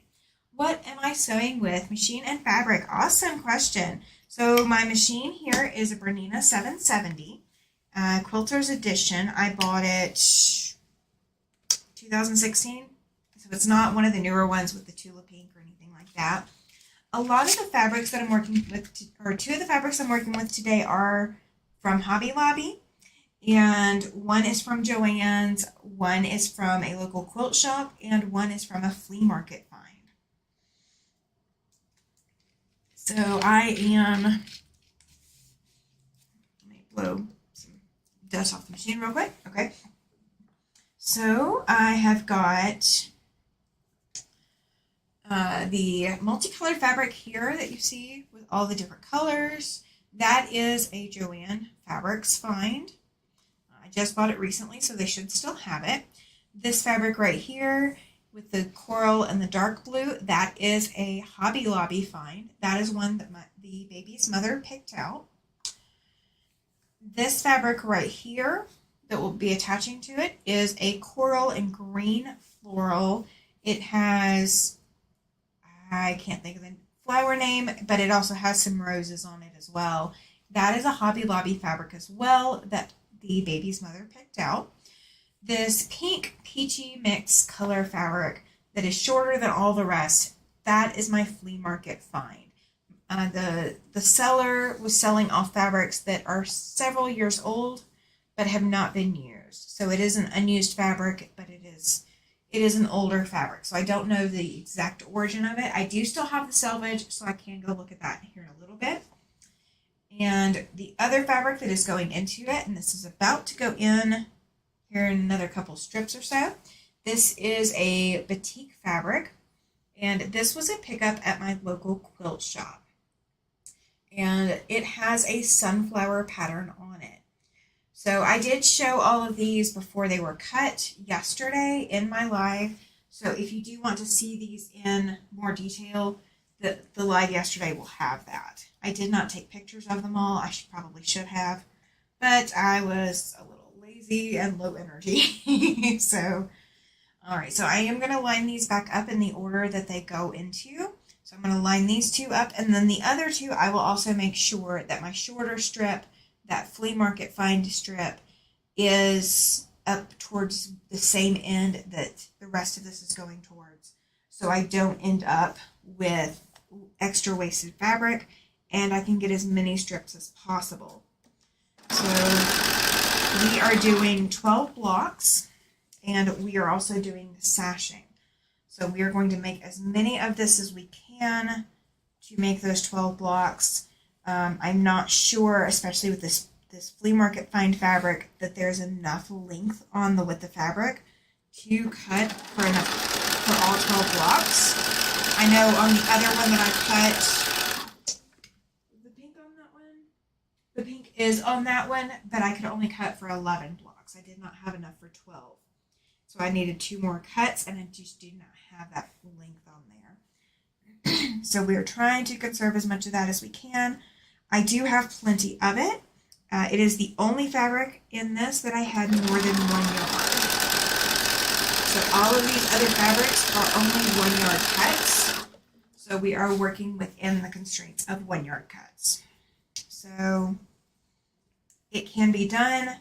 There might be a little bit of a maneuvering around to get it to lay out exactly the way we want. And you may have to do a little bit of extra piecing just because we run out of length to do it. Now I could have you cut these strips like in half so you're not sewing the entire width of fabric, and that would prevent some wobble, and it would also let you know how many extra strips you needed to cut based off of whatever fabric you're working with. And I can do that in the instructions when I do the instructions. So there will be written instructions for this by the time of this time next week. So by Sunday next week, I will have the pattern instructions, because I'm not going to hang on to this pattern. I'm not going to drag it out or anything like that. You're not going to have to pay for the pattern. This is a free pattern that I came up with on my own. So it is my brainchild. So it is free to you. You can watch the video and learn how to do it, or you can just follow the pattern, whichever way you want to do it. The pattern may or may not go into all the details, but it should. I'm usually good about that. But you'll have the video as backup as well, both videos. Yesterday's video was about 2 hours. We are at 1 hour 47 today. We are going to be going quite a bit longer. Because I do want to be able to get this pressed and then cut and show you how this is going to lay out. And we're going to see, I didn't mean to cut that. I didn't mean to cut that off my machine. Oh well. But we are going to get this laid out so you guys can see in real time what this is going to look like. All right, so my pastel strip on the last one went into the middle. This is also going to go into the middle, just like that. And so my other strip set is going to go on the outside, because the middle strip is going to be that batik, and that is going to be the center strip. So when you are planning an Irish chain quilt, you do want to plan to have distinctive fabrics for each of your pieces, unless you are looking for more of a muted tone. But the more distinctive, especially if you are new to doing an Irish chain or Irish chain style quilt, you do want to make sure that your fabrics are distinctive enough so you don't have to rethink every time you go back to look at everything. The less distinctive fabrics you have, the harder it is, because you have to do extra marking, or you have to keep everything in line or in order, all of that. So there will be some seam matching in this, and I will show you guys how that is going to work. And the nice thing is, because all of these are going to be cut into strip sets, and because they are reversible, you can flip them any direction you need to, it will not matter which direction, as long as all of the fabrics are pressed the same direction for the entire strip. Because you're going to press before you cut. So, or we are going to press before we cut. I recommend that you press before you cut. So we are going to press and we are going to starch. So if you are not a big fan of starch, you can use Best Press. I have personally stopped using Best Press and gone back to actual starch. I grew up using regular starch, and Best Press for me has such a different texture to it that I was spending more time waiting for Best Press to dry enough to press with, that I felt like it was wasting my time. Nancy, hi Tammy, I just subscribed to you yesterday before you were with Sean. Happy to see you. Thank you, Nancy. Glad you are here. That is awesome. Yep, so I don't know if you caught yesterday, we are working on continuing what I started yesterday. We are doing an Irish chain styled baby coat. It is not a straight Irish chain. It is going to have some adjustments because we are doing sashing. So that plays a little bit of a role in this, but it won't be that hard. I'll say that now. You guys get to watch with your own eyes and see if I actually make it all that hard. All right, so instead of cutting that off, I am going to go ahead and pull my middle strip and go ahead and attach this. The nice thing with batiks, there is no wrong or right side with most of them. There are a few batiks that I have picked up that there is a side I would rather not use, but it doesn't necessarily make it a right or wrong. So I am definitely using whichever side with this one. This one has been perfectly fine either way. And it is the only batik in the group. None of the others are batiks.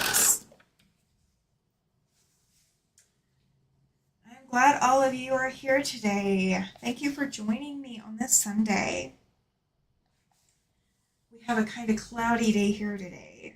It's partly sunny, partly cloudy. I see the sun under the clouds, or around the clouds. So what's weather like wherever everybody is? What are you ladies, well, I won't say everybody's a lady, so what is everyone doing? Guys are always welcome in the chat. Guys are always welcome to the channel. I do not mind. If you were a quilt enthusiast of any shape, form, fashion, you are welcome. All right. We are getting there. Still got quite a bit more straight to go. And I am not worried about my strips wobbling as much. I know that because my light's on, you guys really can't see. This light is so bright. Okay. It's that light that I need to cover. But where am I? I am in Wyoming. I am in beautiful Casper, Wyoming. Casper Mountain goes up to 8,000 or just over 8,000 feet.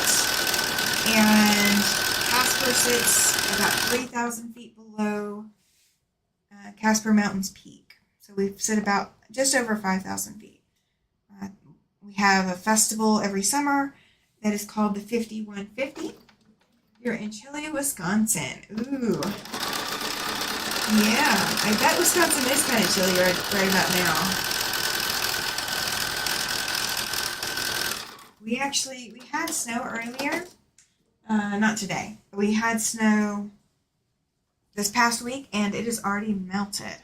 55 here in Louisville. Sun in and out. Actually pretty nice. Okay. I would take that. Absolutely. I've been to Louisville a few times. I actually spent a lot of time in, going to escape me now. Just across the state line. It's not Louisville. It's the Indiana town that is just across the state line from Louisville. Cannot think of the name of it to save my life right now. I've spent a lot of time there. Whatever the name of it. Whatever the name is. There is, if you guys don't know anything about Louisville, the things that I know about Louisville, because I've been there, I like it. I wouldn't live there. I'm not a huge fan of the weather. But Louisville and just across the river into Indiana, they have candy stores. And they're not like Willy Wonka Camp. No, it's not Albany. It's not the name. Can't think of the name of it, but it's not Albany. Clarksville. No. No. Let me think. Where's my phone? There it is. I will know it in just a second. I don't believe it's Clarksville. I'll put it that way. Because I have to look this up now. I can't let it go. Jeffersonville. That's where I was thinking of. So Jeffersonville, Indiana. But so they have candy stores both on the Louisville side of the river and the Jeffersonville side of the river. And they're not Willy Wonka. They don't sell all the prepackaged stuff. They make their own. And each candy store kind of has its own feel. Last time I was there, I got to go to more of them than just the one that I was familiar with. Shemp's Confectionery. That's the one that I've been to a lot. And they make turtles from scratch. Like they make their own turtles. They're turtle shaped. They're hilarious to me. They do make sugar-free candies as well. You can, if you go during demonstration times, you can sit and watch or stand and watch them make the candies while you're there. And I know the one at Shemp's also has a eatery, like a little cafe, kind of like a soda fountain place would be. It's not nothing fancy or nothing, but it is a place to get some food, so you're not just consuming candy. That is my fondest memory of going through that area, is getting to stop, go to Shemp's, and go explore and see what all is there. And I actually got to expose my husband to Shemp's. He had never been. And we went, I think it was on our way up here to Casper for our first visit in a vehicle versus the way we visited before in a semi-truck. So I think we actually stopped there on the way up and went to visit. And he had never been to anything like it. He was quite impressed. I think that's when we visited. Or no, because we brought things. Don't quote me. I know I've taken him there. I'll put it that way. I know I've taken him there. Maybe we were going to Chicago for something. I don't know. I've been by there, just not stopped in. It is definitely worth a visit. They've got a lot of things to take you back in time. I mean, it's just exciting. Oh, I know what it was. We went to Indianapolis. And we stopped there on the way to or from Indianapolis. And maybe my stepdaughter was with me. Maybe. I think she was.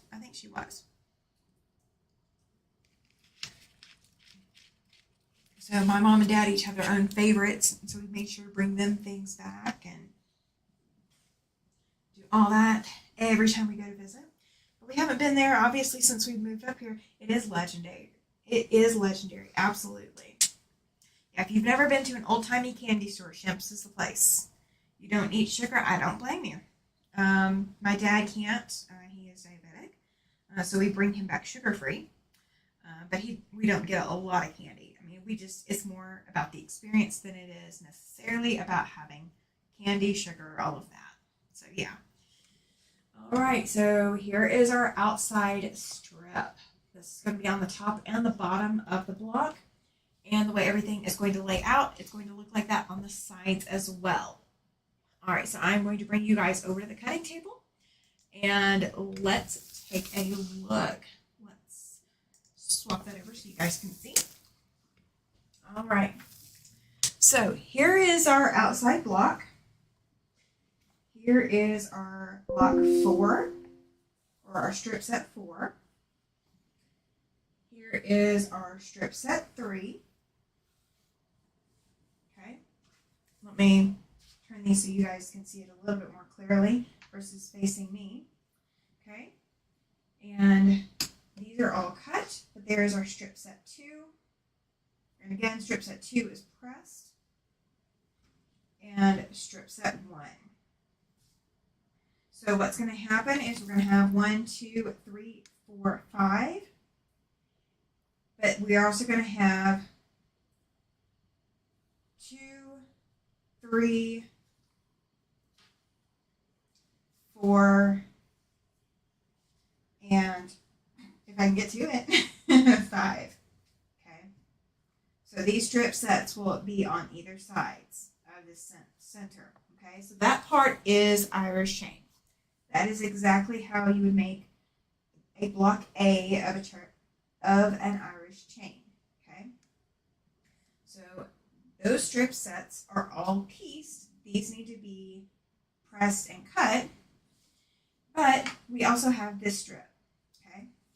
So what we are going to do, and I'm going to have to make 2 of these. I already know I'm going to have to make 2.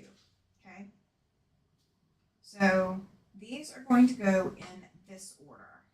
There's going to be our center. We're going to have here, here, here, and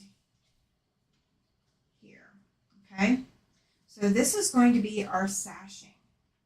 So this is not going to go on the outside of every block because we don't want to butt this sashing piece against itself. So we're not going to attach this to every single block on every single side, okay? So our last strip of the block is this strip. So we have this on the outside here, here, here, and here, and then we have a centerpiece, okay? So this is our sashing. We are also going to have these set aside. We have 2 outside strips, and I actually have enough to have 4. So I've got actually quite a few, so we're still good. So what we are going to need to do is we are going to need to do 2 of these at a minimum. Okay, so I'm going to put my second copy down. So we are going to sew all of these in a row, so we don't have to come back and only do part of it and come back and do more later. Okay, we probably will still have a little bit left to do later, but if I do run out of any of these 2 fabrics, I can get more. I may be able to get more of this batik because it was from the local quilt shop, but I cannot get any more of this, but I do have extra. I have another almost full yard of extra of that. So I'm going to go ahead and grab these outside pieces.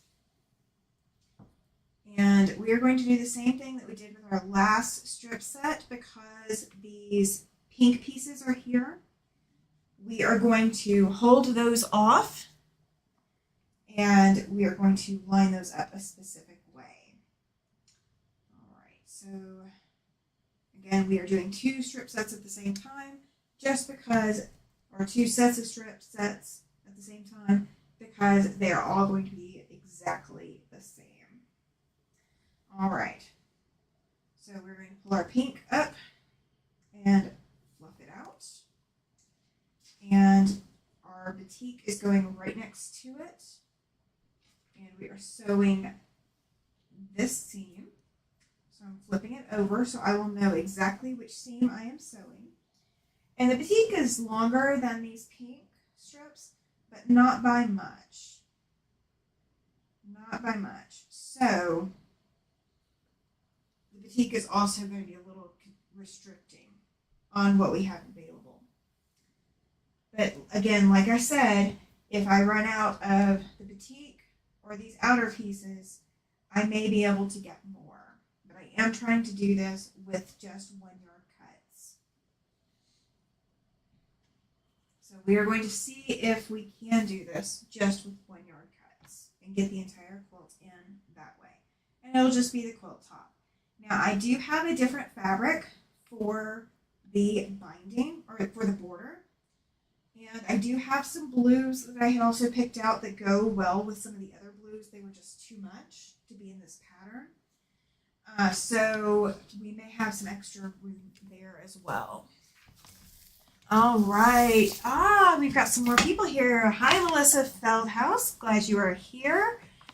And My Hobby Home, Brandy, if I'm not mistaken.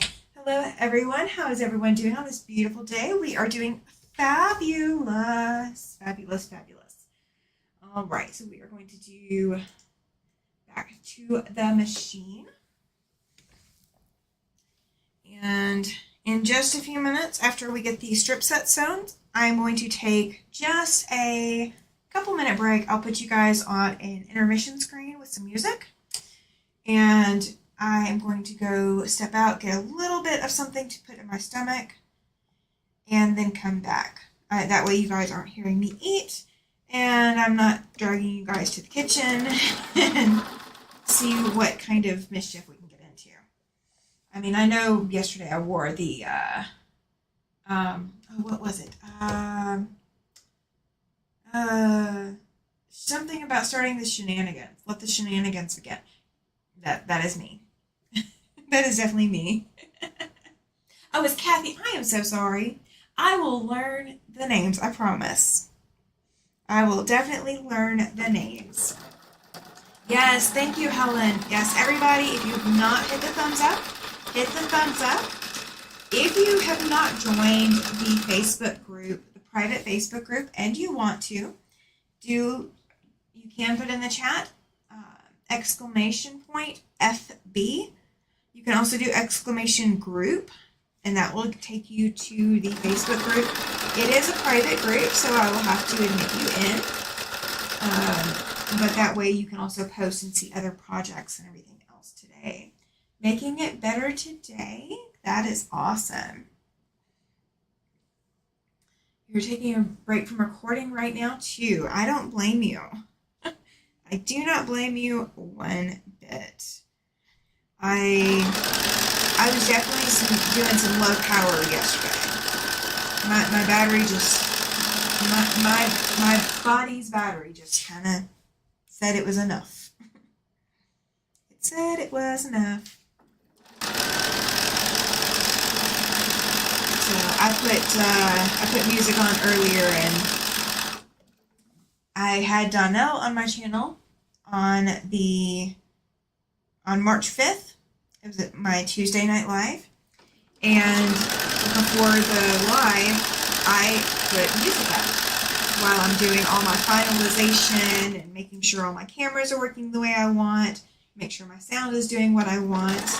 You know, while I'm doing all my last minute testing, I'm making sure my internet's going to work and behave and all of that kind of stuff. I put music on. Well, she and I could see each other, so we were both dancing to the music. So today when she heard my music, she's like, I'm just dancing to the music. Made me giggle. Because, I mean, what all can you do when all you can do is dance? And I have to cheer dance. I can't. Yeah. The whole get up and dance around. No, not me. I don't do that in my regular life. I'm not going to do it on a live. I feel like I have 2 left feet. So I'm glad all of you are here today. Thank you so much for joining me. I really do appreciate it.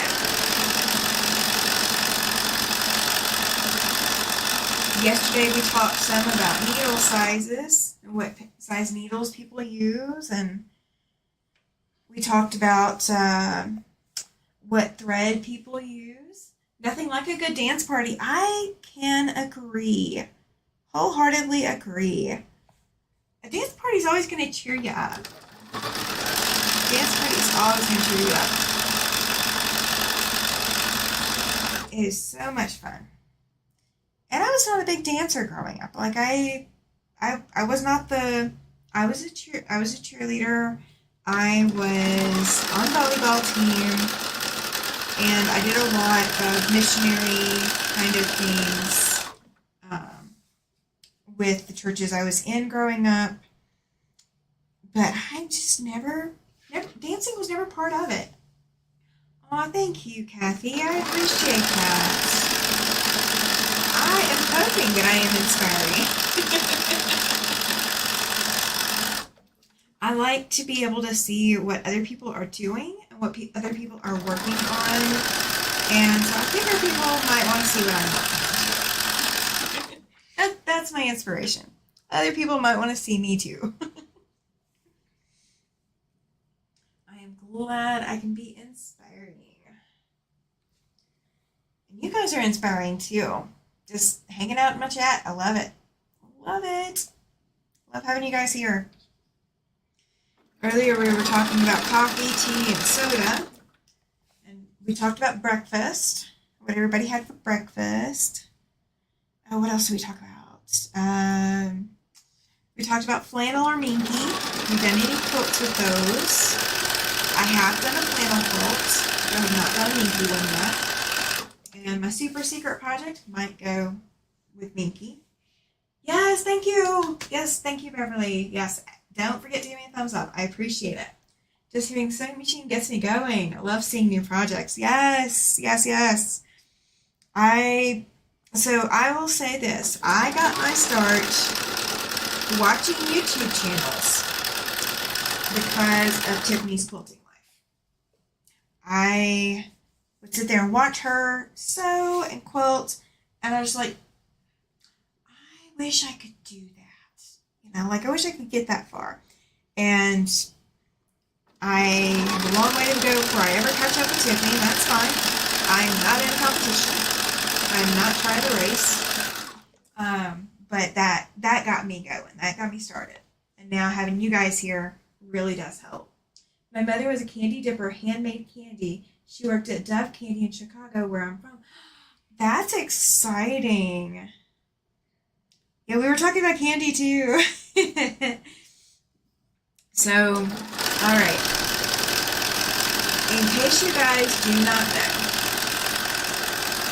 and you haven't absolutely experienced, I bet I would love to see that. I would love to see that. Okay, this is my candy bag.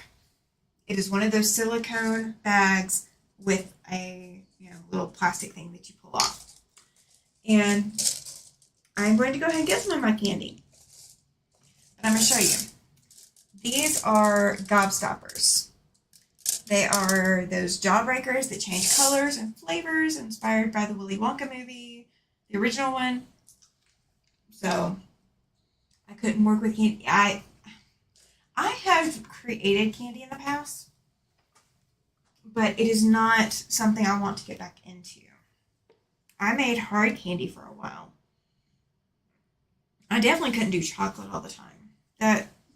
I could not handle doing chocolate all the time. I learned how to make the hard candy shards. Like you pour the hot candy into a tray that's coated with powdered sugar, and it will harden, and then you can break it apart and put it into bags, and that stuff gets really sharp. But I got really known as the candy lady for making that. And I kind of stopped and slowed down after I burned a batch. Hi, Maritza. I'm glad you are here. Not a big chocolate eater, actually not a big sugar eater anymore. I don't eat a lot. I mean, the gobstoppers, they are kind of like they're my only candy source. I don't have a lot of candy sources anymore. I don't do it. All right, so that was Batik up. That is Batik down. That is Batik up. So we are going to do Batik down. Just trying to figure out where I went because I turned one of my things. That is rock candy. Love that at Christmas time. Yeah, it kind of is.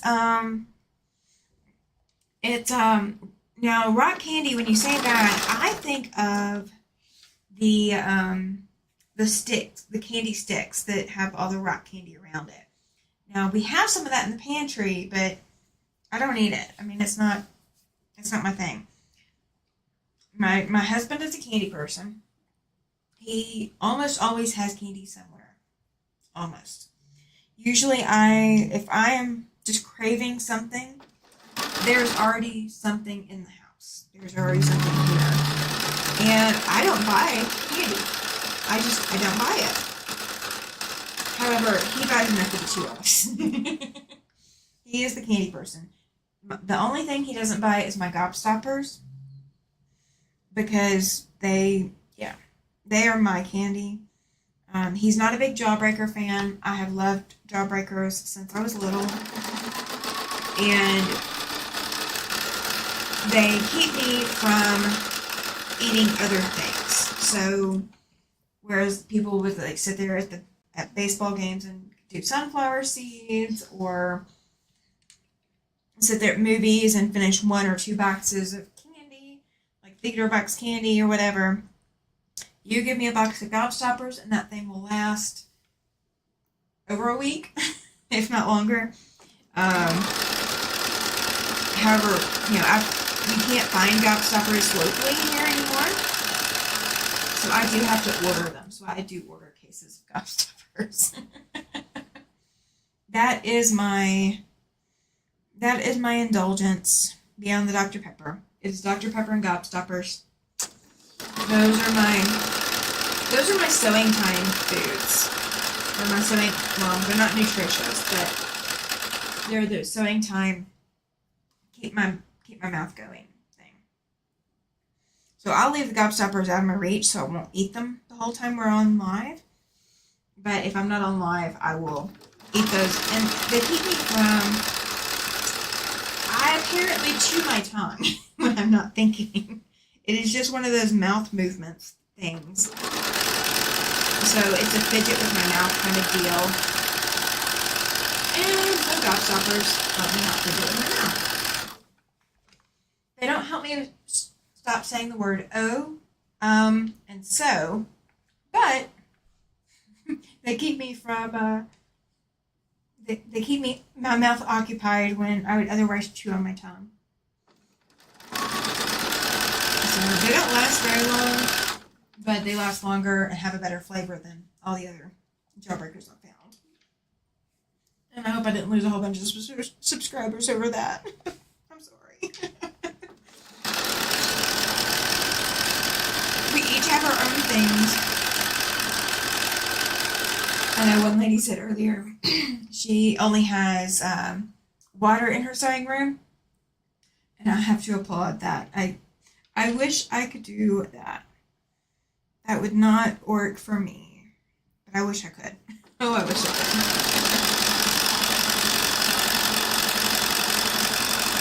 I would kind of wind myself up if I did that. Giovanna! Hi! Glad you are here. Welcome to my crazy world today. And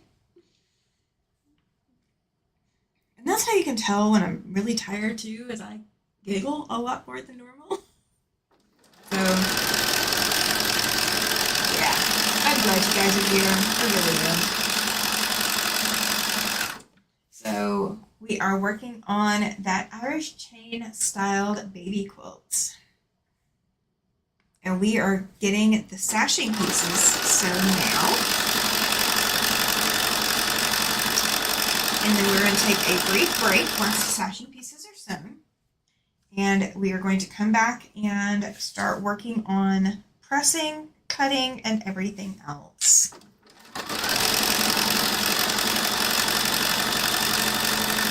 I don't want anybody to feel like they are obligated to sit through the intermission, but it's not going to be that long. It's going to be like 5 minutes, maybe, if that. I'm thinking it's probably like 2 or 3. It's not going to be a long intermission, but I'm going to give you guys some music. You know you got to have music, right? You guys get to have a dance party without me. I had an early morning yesterday. Maybe you still need to recuperate. I did. And I do not recuperate very quickly. Fibromyalgia definitely takes it out of me.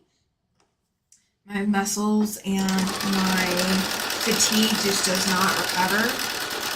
So I am definitely working at low power, and I'm going to be working at low power. I cut grass today and made my community block for Robin.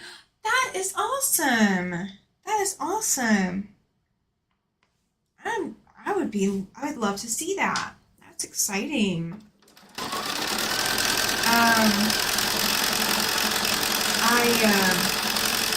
So fibromyalgia, for those who are not familiar with it, it will cause your body to react painfully to things that would not normally be painful. So basically your nervous system.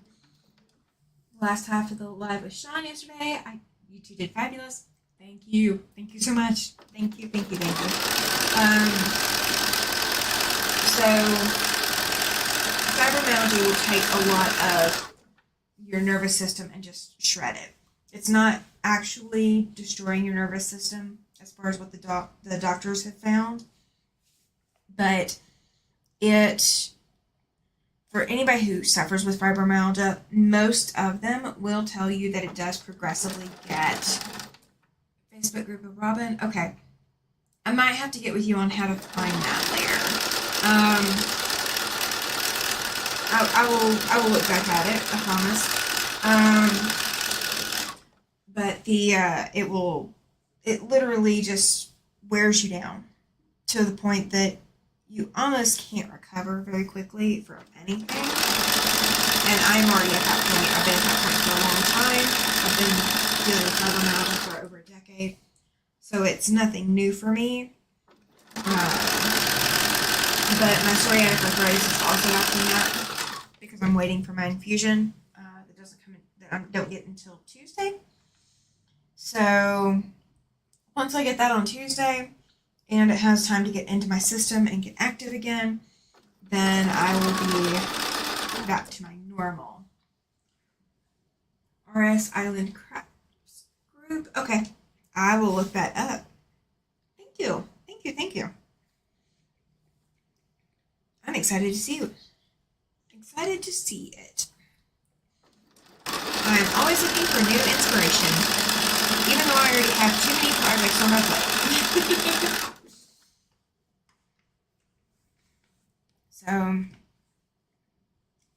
if you want to join my private Facebook group, I do have a private Facebook group, and just put exclamation FB or exclamation group in the chat here, and Nightbot will give you a link to the group, and I'll just get you approved and get you put in. And it is private, so whatever you post there isn't available to the general public. Laura says I have fibromyalgia too, and it, in my opinion, does get worse. Yes, it absolutely does. So doctors will say fibromyalgia this, fibromyalgia that. However, when I was growing up, fibromyalgia was not even diagnosable. It was not even listed. Awesome, Gwendolyn. Thank you. So it was not even listed, so there was nothing you could do about fibromyalgia. Like it was just all in your head, or here's antidepressants and take that. There's no medical proof of how to diagnose it, or there wasn't when I was diagnosed a decade ago. Even if I have problem bone-on-bone arthritis, I still cut grass as I love doing it. See, I have problems and I love quilting, so I still do it. It's amazing. It's amazing what we can put our minds to. So the challenge is with fibromyalgia is doctors didn't even know it existed or didn't even have a diagnosis for it 30 years ago. 10 years ago, they did not even have a reliable test that was 100%. If you test for this and it comes back positive, you have it. There's nothing like that even 10 years